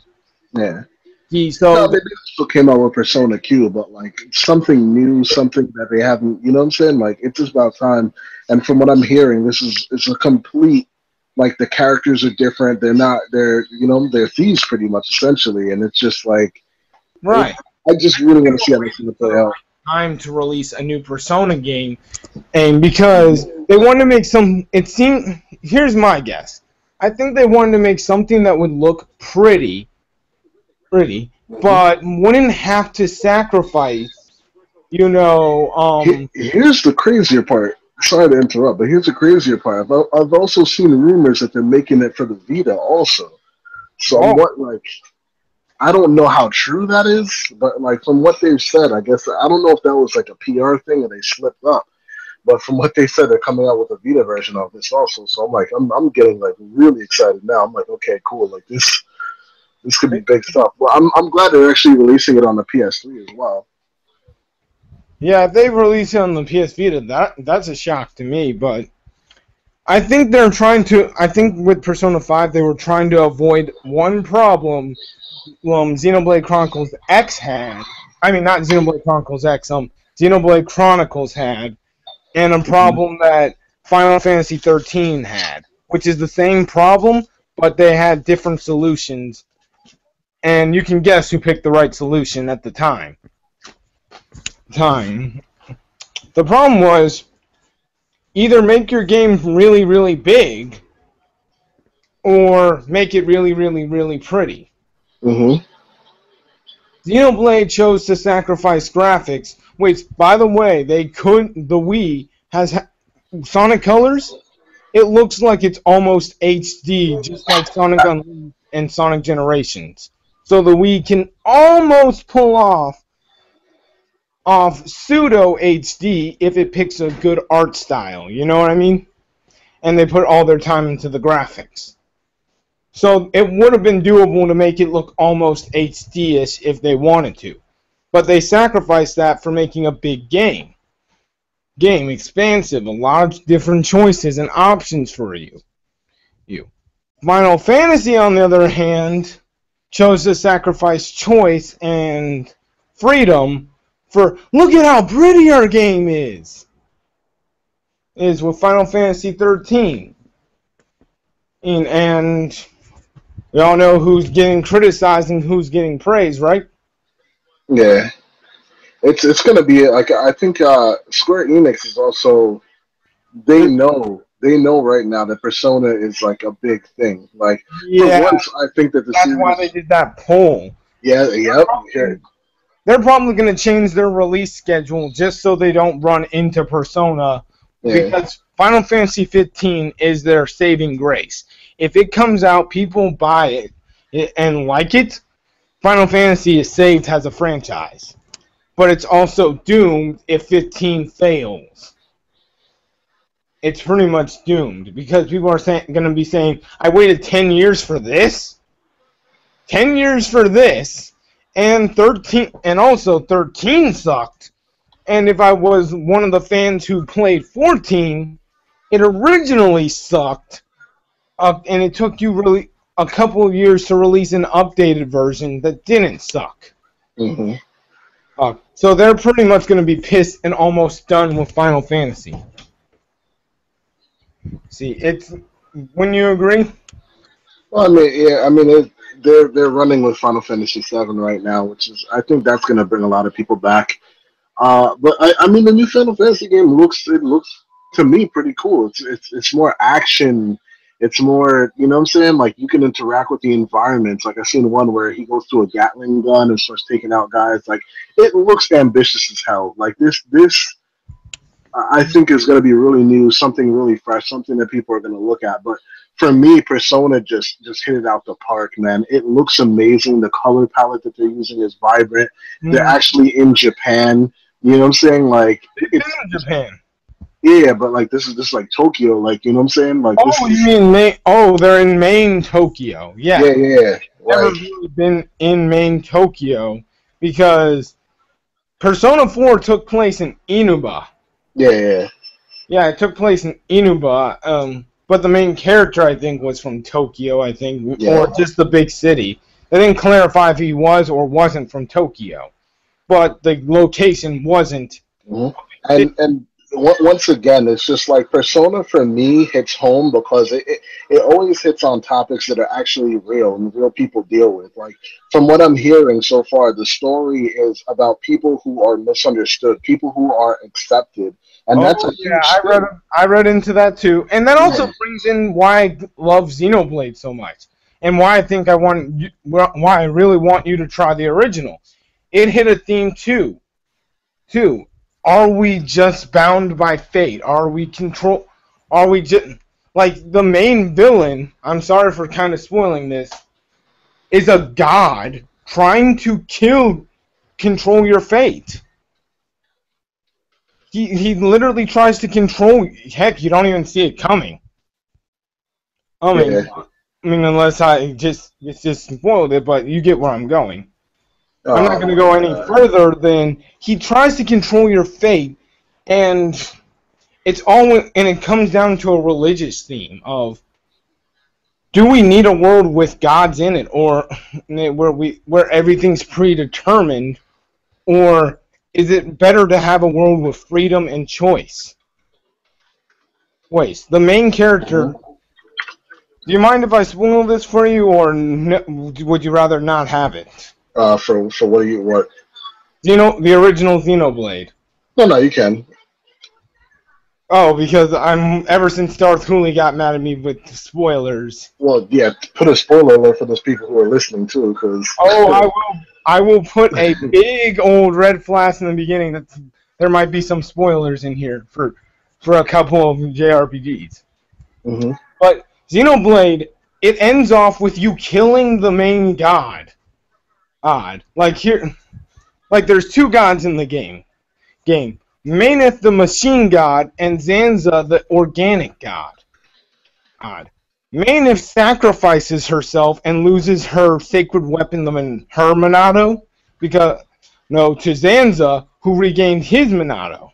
Basically, their weapon of power, and what gives them their godhood or so. They're linked to it. Mm-hmm. She sacrifices herself near the end of the game to protect the party. And her dying wish is create a world with no need for gods.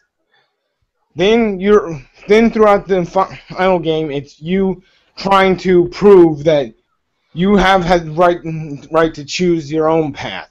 You're not just someone's guinea pig. Eggs or ants in a glass jar or something.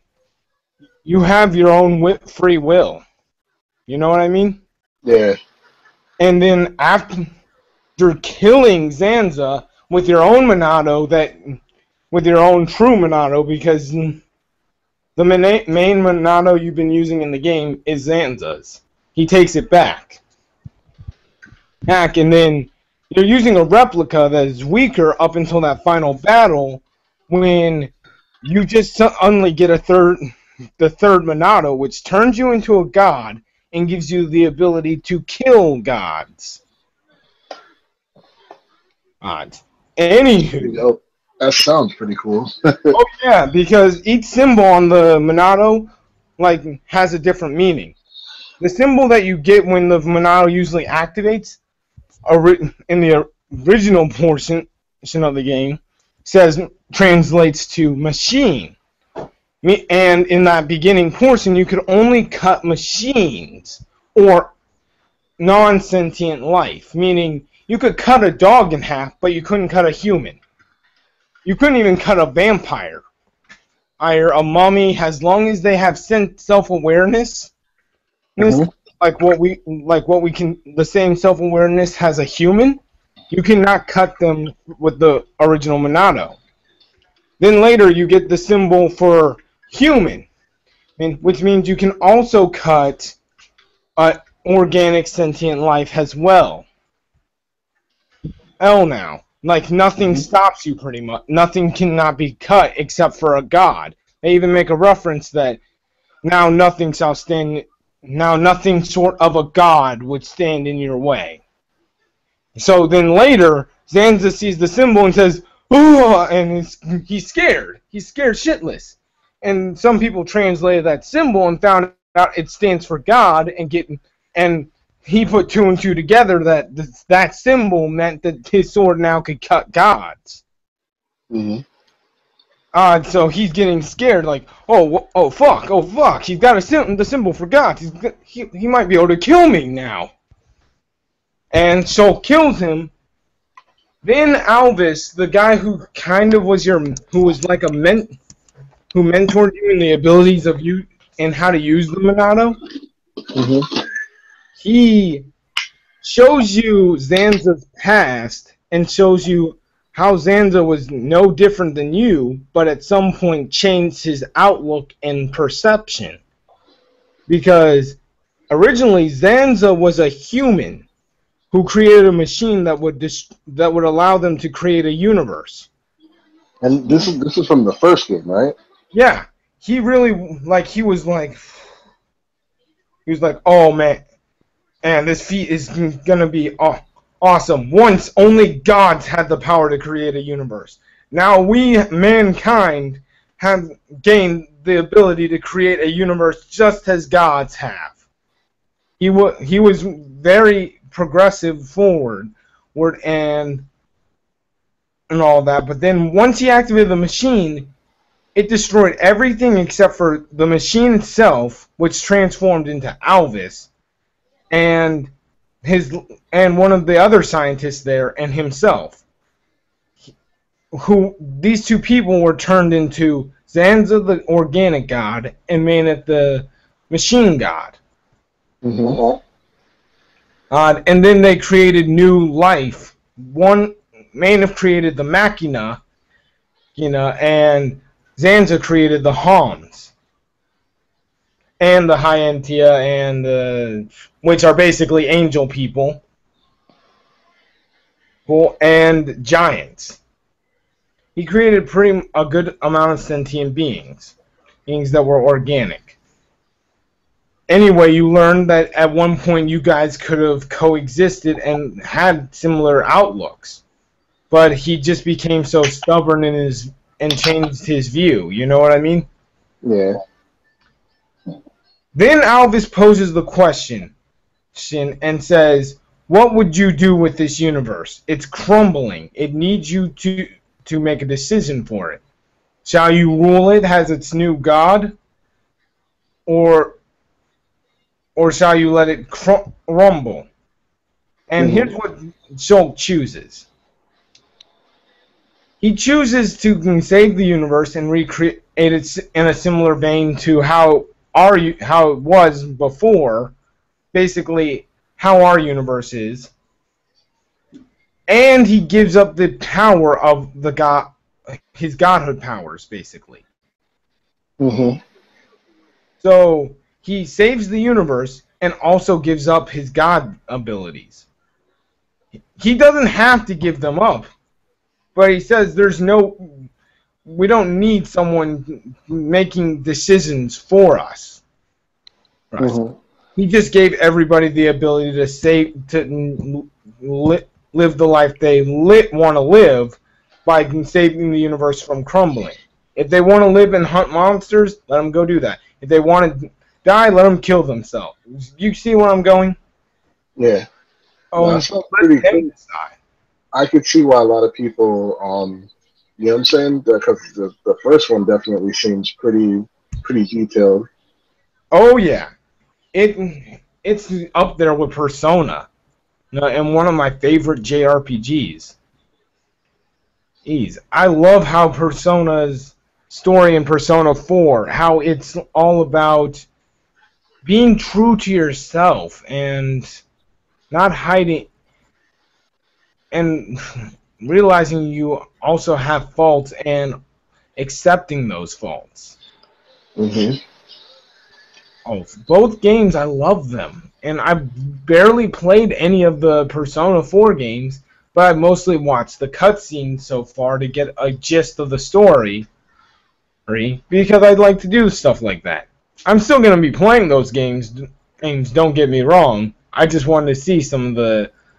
Mostly I did it for the character interactions to see who am I going to romance, and it's making it harder and harder to pick someone to romance. Oh, God. Persona 4 has some great female protagonists. Yeah, nah. That's I think the main thing that speaks to me with Persona. It's a very personal type game, man, because the characters go through regular shit that you've gone through or you're going through, and everything from day-to-day stuff to relationships, everything else. Like it's pretty crazy. Yeah, that's something I kind of give Persona the edge over when compared to Xenoblade. Yeah. But Xenoblade again kind of takes you back in time to the old-timey days or so. Mm-hmm. Like it's pretty. They have advanced technology, but not too advanced. You know what I mean? Like they have tanks, but they don't have like regular cars, roads. They have markets and style shops. And it's more fantasy. Persona, it puts you in regular people's day-to-day lives, and that's something I really enjoy about Persona. However, I will say this, huge spoiler. Please, spoiler alert. Whatever you do, if you do not want a Xenoblade spoiler, especially the early game spoiler, get out right now, or skip over for at least 5 minutes. Well, no, not 5 minutes to be sure that I don't say a spoiler, but it probably won't take that long. But just to be sure, skip at least 5, just to make sure. You know what I mean? Anyway, the spoiler is, early in the game, you're just living your life in a fantasy in your village, happy-go-lucky after the war has been over or the mechanical monsters that are like Terminators have stopped attacking for about a year. And then they suddenly attack, and it's out of nowhere, and they got this new overpowered one that's even able to resist the Monado, which is supposed to cut through these Mechon with ease. And Mechon, basically think of them as this. The Terminators from the Terminator movie, but if they didn't speak, or couldn't speak, most of them, and instead of just killing humans, they eat them. How dark does that sound already? Yeah, that sounds pretty crazy. Heck, you see one guy get eaten, like his head gets chomped off. Oh yeah, you. And it's a T-rated game too. Ooh, but, whew. Anyway, the guy, his head gets lobbed.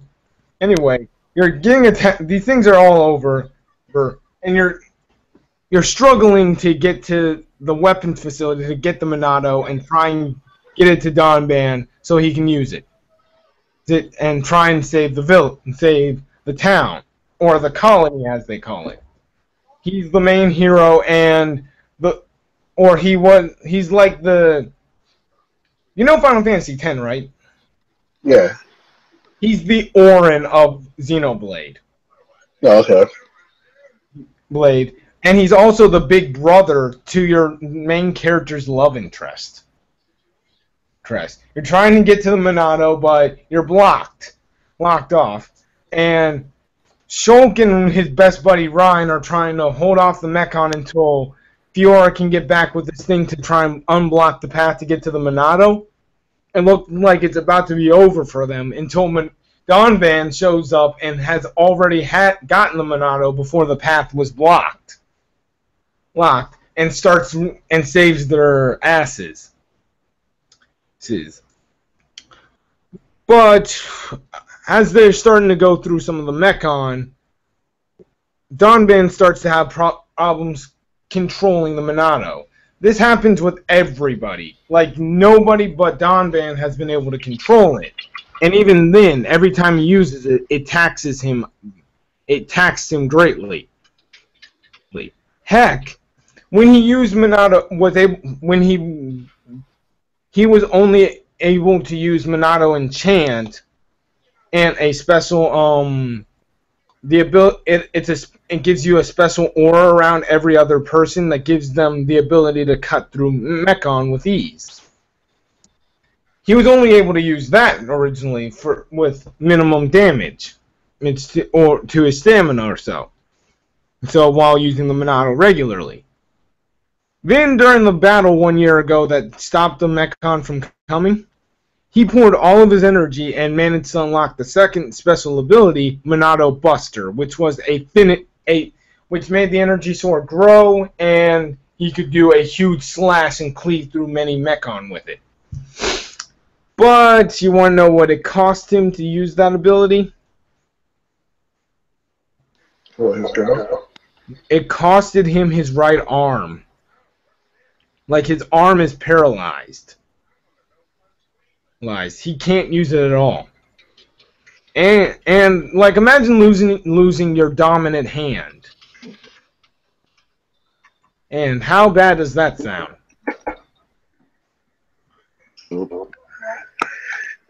Yeah, bro. What time is it now? We need to wrap this one up, bro. Oh yeah, I can definitely do. But this is a nice test run, though.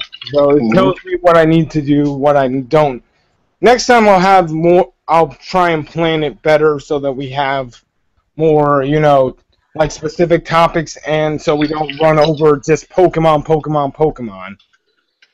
Come on. And so that when we try and talk about other RPGs, we, hit a lot more variety. Mm-hmm. But there is two things I would like to do before we wrap it up. Mm-hmm. The two things I'd like to do are, one, I wanted to finish the Xenoblade spoiler I was getting at. Two, I'd like us to just, run off our feelings on the up-and-coming RPGs. Finish off talking about the ones that are up-and-coming this year, at least. You know what I mean? Mm-hmm. At least the Japanese ones, the big ones. Not all of them, because I'm pretty sure there's some small RPG we're going to miss, right? Yeah. I mean, there's so many of them coming out. Mm-hmm. But the spoiler is, you skipped here and you hear this, please skip again a little bit further. Sorry. But the spoiler is, Donban, again, the sword's starting to affect him negatively. Shulk, the main character, picks it up, and not only is he able to use it fine, but he's able to get visions from it. And then you're battling your way through Mechon, until you get to the face one, who's immune to the Monado completely. He's about to kill you, your best friend, and your mentor slash brother figure, your Donban, until your love interest, Fiora, shows up with a fucking tank. She literally nails the giant Mechon right in the back. And proceeds to run the tank through several smaller Mechon and gets square in line with the Mechon and has a duel with the main one. She fires off another shot. It then gets mad and fires off a shot, taking off one of the 3 cannons that this tank has. She fires off some more and charges the tank. Rams the main cannon barrel right into the Mechon's face and then pulls the trigger, scarring the thing up in the face, but it's still able to move. Ooh. How badass did that sound? Yeah, that's pretty fun. And that happens in the beginning.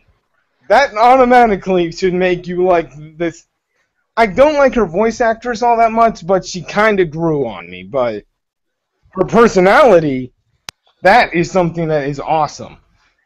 Her personality is awesome. It's just that British female voice actress kind of doesn't sound right with me. You know what I mean? Mm-hmm. It sounds alright for Melia and Sharla, but Fiora, her voice actress had to grow on me. But nitpicking aside, moving on. After that, the Mechon then proceeds to kill her right in front of you, and you get a vision of it. So you basically watched her die twice. How messed up does that sound? Yeah, that's crazy. Yeah, name one other video game that made you watch a loved one die twice. Back to back. I can't think of any other one. Yeah. Oh, and then later it turns out she's alive, but turned into a cyborg and had her memories erased. And now she's fighting for the Mechon. Don't you just love that? I'm definitely going to have to get into that game. Oh, yeah. Especially now it's good because like the 3DS version made them lower the price of the regular Wii version because they were charging like an insane amount of money for that. So, I know. Fuck. That. But let's run down the major RPGs that are coming out. Pokemon Sun and Moon. I already know your feelings. You're interested to see what they're doing with it. You're hoping that they add in some basic stuff at least. Some new some basic stuff that should have been added in long ago. Mm-hmm. And just overall make it a really, really good game. And me, I'm interested. There's two things I want to see in particular. These new forms of this Pokemon called Zygarde, which has percentage of completion mode. We only get his 50% form in X and Y. I want all of his forms, especially his 100% form in this new game. And B, I want the ability to do what Ash did in the anime with his Greninja. And you're probably wondering, what did he do? You've seen Digimon Tamers, have you? I forgot where I stopped watching. Digimon? You didn't see the card battle system one, did you? No. No. Oh, man. Well, they basically became linked with their Digimon when their Digimon digivolved to Mega. Meaning, the Digimon and them would move in similar motions or so.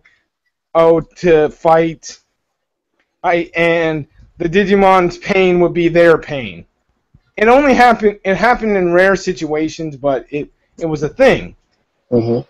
Ash's Greninja kind of merges with him, like he takes on a form called Ash Greninja, and he looks similar to Ash, and it's kind of like a Mega Evolution, but Ash and him are linked. Like their eyesight's linked, and their pain sensors are linked, and their movements are also linked to an extent. Mm-hmm. And Greninja is surrounded by his element of water. I want the ability to kind of be able to do that with at least one of every, with like, you know how they did with Mega Evolution. Yeah. I would like them to do that. How awesome would it be to semi-fuse with your Pokemon? You know what I mean? That'd be crazy. Yeah, semi-fusion where it's like it gets some of your. It'd probably be slightly hard, but if they limit it to only a few Pokemon, and combined with the basic customization options, it can be doable. Or so, you know what I mean? It'll be basic, but it'd still be awesome to see your Pokemon change as if it was a fusion. Mm-hmm. Or so. And you could gain some new stats. I don't know how they would implement it to make it different from Mega Evolution, but I would want them to do it. But enough about Pokemon there. How about, what do you think? Well, let's go over Final Fantasy 15 real quick. Yeah. And any opinions on what that game's do? How good do you think it could be? How bad? What? I mean, I think it's going to be great. I mean, from what I've seen with just the overall animations, from what people have played and told me before, because I haven't played the demo, but yeah, from what I've seen, man, it looks amazing. Like, there's no doubt, like, no one can look at that game and be like, it's ugly, you know, for sure. Like, they're doing their work with it. How it will be received, that's another thing, you know. But I'm glad that they're opening it up to a more action feel. And this is what I was talking about before when I said that, like, RPGs are going to open up into different genres and become something different that, you know, it caters more to an open audience. Like, an action person is going to pick this up. Rather than just, hardcore RPGs. Exactly. So I think it's going to do great. Get into that for a couple of seconds when we move to Fire Emblem Fates.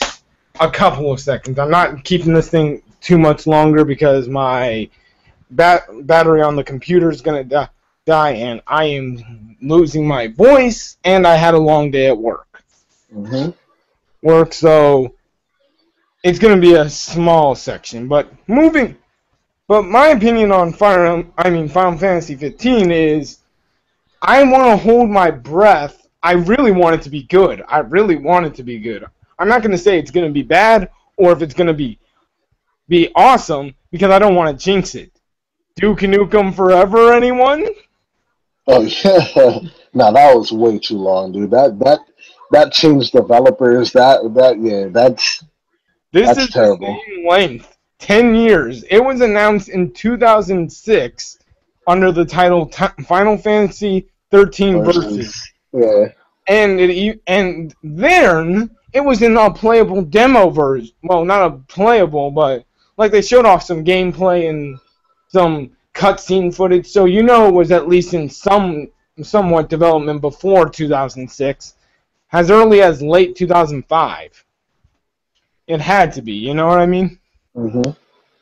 So 11 to 10 years to make this game. It's changed platforms. Tetsu Nomura is no longer working on it at all. He's been demoted off of the project. Jack, did you know that? Nah. No, Tetsuya Nomura has been kicked out or switched over to Kingdom Hearts entirely.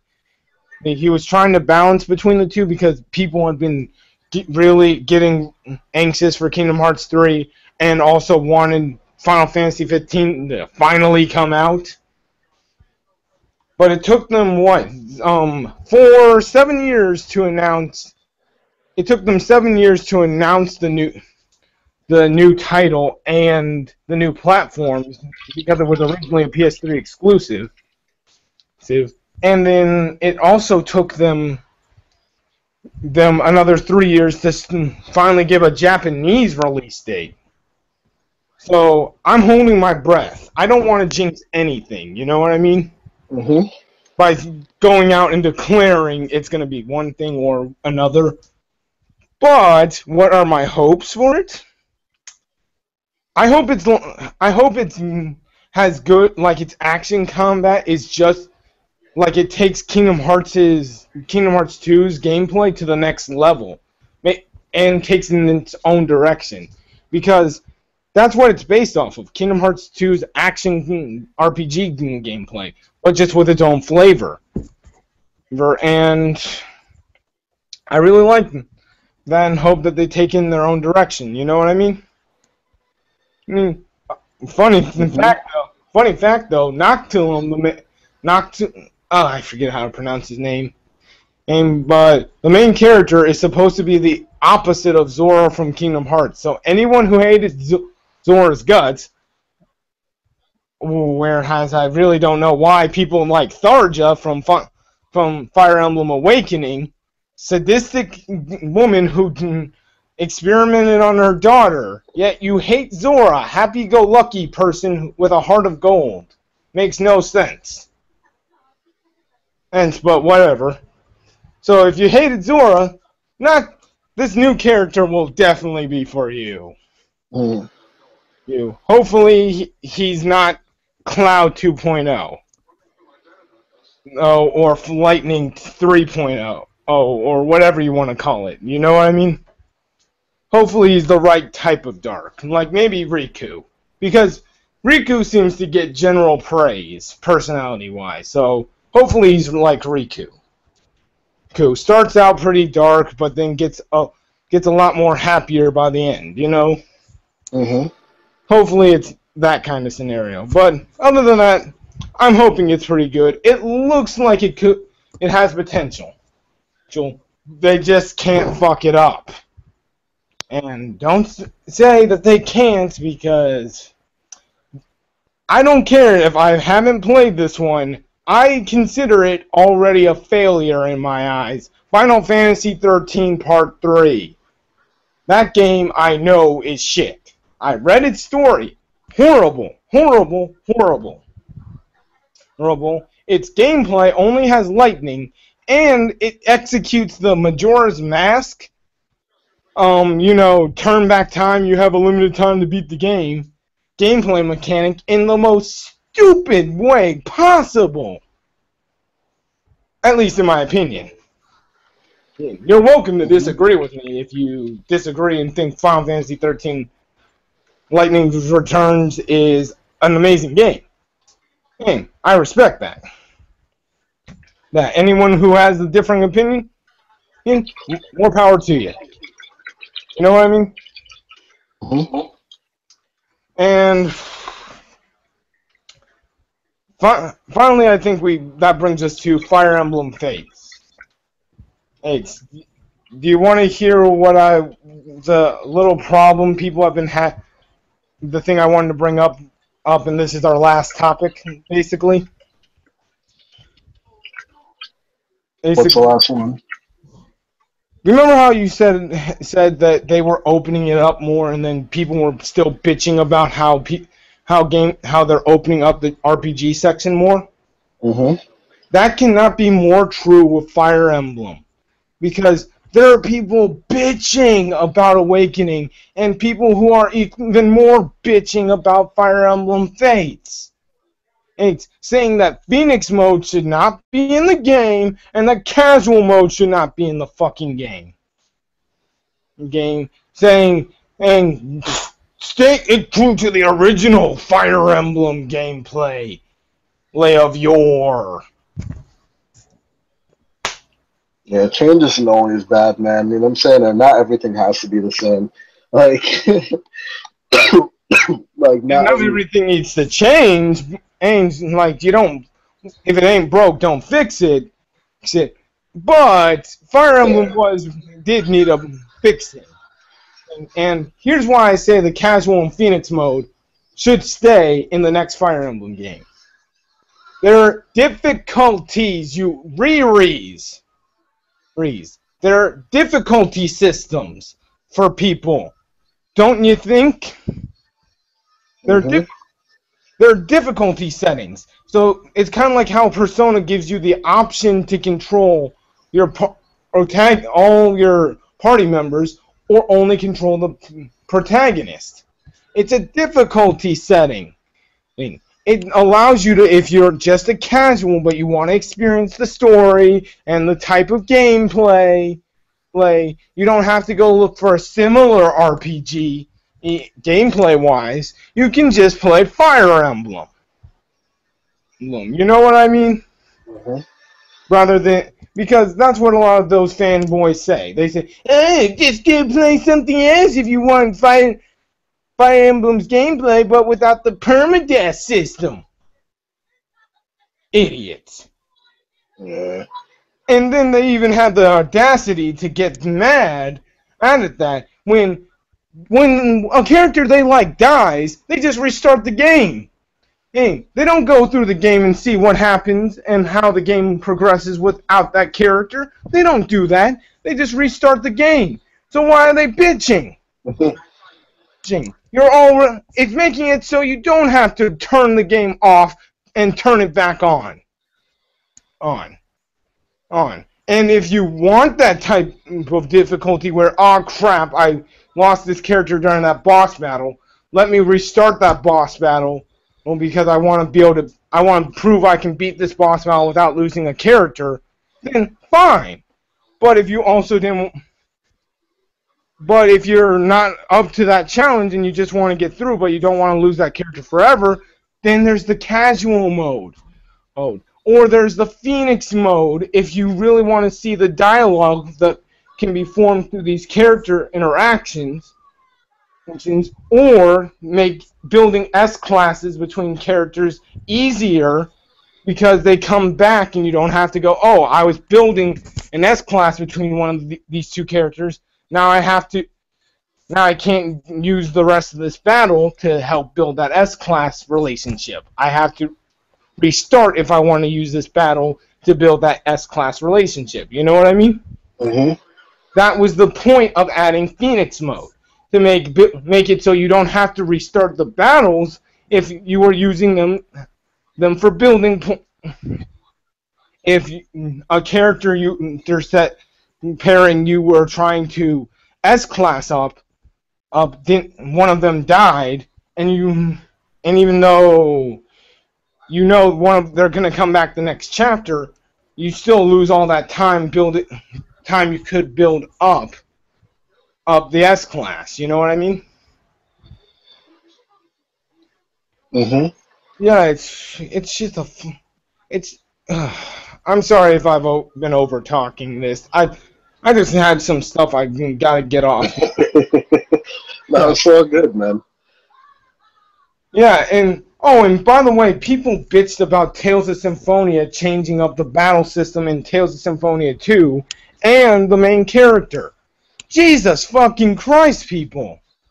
Well, is there nothing you won't bitch about? I mean, $20 says Zora ends up in a relationship with Kairi in Kingdom Hearts 3. Oh, no, you ruined the game! I'm pretty sure we'll get those raids videos sometime soon. Oh, yeah.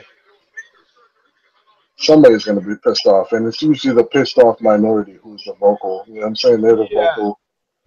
Basically, if it seems like it's a petty thing, yes, it might be a negative, but if it seems petty, then don't turn it into something it's not, meaning a big problem. There are some petty problems with some games outside of the JRPG genre too, but a lot of games have problems. They all have problems, whether small or big. See them for what they are. If they're just a small problem, like a control preference for Xenoblade Chronicles over Xenoblade Chronicles X, or a story preference, then then okay, say you prefer the story of that older game. But is that newer game bad? Like, is its story bad? Not bad in comparison. I mean, is it just bad by storytelling perspective? You know what I mean? Mm-hmm. Like, Dragon Ball Evolution is not only bad by Dragon Ball storytelling, it makes some stupid storytelling tropes that even if you didn't know about the Dragon Ball franchise, you could tell that these were stupid decisions. Like, oh, let's say we need to go collect these orbs, but then go to a temple instead to get a special MacGuffin move or something. You know what I mean? Mm-hmm. It's stupid. It's, oh my god. They only find the orbs by coincidence on the way to the temple. Well, but yeah, that's an example of bad storytelling. Or Eraserhead, which goes the entire opening scene. So imagine the opening scene of Dark Knight all the way up to where the Joker takes the bus and drives away with the school buses. From beginning to end, had no dialogue whatsoever. Imagine a movie like that. No dialogue whatsoever. From the time of the window being broken in Dark Knight to the time of Joker driving away in the bus. And no action scenes either. How bad does that sound? Yeah, it doesn't make sense. Eraserhead does it. It doesn't. It's a mess. That is bad storytelling. When a game does actual bad things, just not things, then say that it's a bad story. Don't just say, oh, I prefer what Xenoblade Chronicles X did, even though this is somewhat okay or pretty good, it's not up to the original standards, so it sucks. Don't do that. Don't turn something minor has just the predecessor having a better story slightly, or by a good mile, into grounds that the game sucks. Or, oh, you prefer the game score. I mean, the, music score. Mm-hmm. Don't do that. Yeah, that's kind of fucking petty. Yeah, I've heard people say Xenoblade Chronicle X has no good songs at all. The one guy who was commenting in the Bear Huggers chat, he was saying Final Fantasy 13, the original, is better than Xenoblade X. Why? How? God. Please, people, if you take anything out of this podcast or discussion, just don't turn things that are minor grievances into big problems. But don't also just ignore them either. That's why Pokemon has turned people like Brett off. They ignore the minor grievances because the fan base ignores them. Isn't that right? Mm-hmm. But also don't turn into the Fire Emblem fan base where they're getting pissed off at fucking stuff that's making it more open, or just slightly preference of an older game compared to the newer one. Don't do that. Seriously. Don't turn something minor into something big, but also don't forget the minor thing. Make them know that. You know what I mean? Yeah, that makes sense. Just keep. If I'm gonna end it, you ready to end this? Yeah. On the note I want to end it off on is just keep. How should I say this? JRPG fans, Western RPG fans, whatever you call yourself, just keep on gaming. But never try as many different experiences as you can. And I mean, I've gotten plenty of JRPGs that I haven't played yet, but that I've owned. I have with me, and this is gonna be the last time I mention these things in the podcast. Final Fantasy X Part 1, Final Fantasy X Part 2, The Last Story for the Wii, Kingdom Hearts 3D Dream Drop Distance, Kingdom Hearts 2, Xenoblade Chronicles and Xenoblade Chronicles X, Kingdom Hearts, Pokemon Sapphire, Pokemon Special Pikachu Edition, Pokemon Crystal, Pokemon Blue, and Pokemon, and not that one, Monster Hunter 3 Ultimate, Tales of Symphonia, The Dawn of the New World, Pokemon Black, Tales of Symphonia, Phantasy Star, and Dark Cloud, and Final Fantasy XII, and Persona 3 FES, Final Fantasy VIII, and Persona 4. And last but certainly not least, Kingdom Hearts 358 Days Over 2. I've gotten all these games, most of them recently, and I'm just trying to find what I like about them, what I don't like.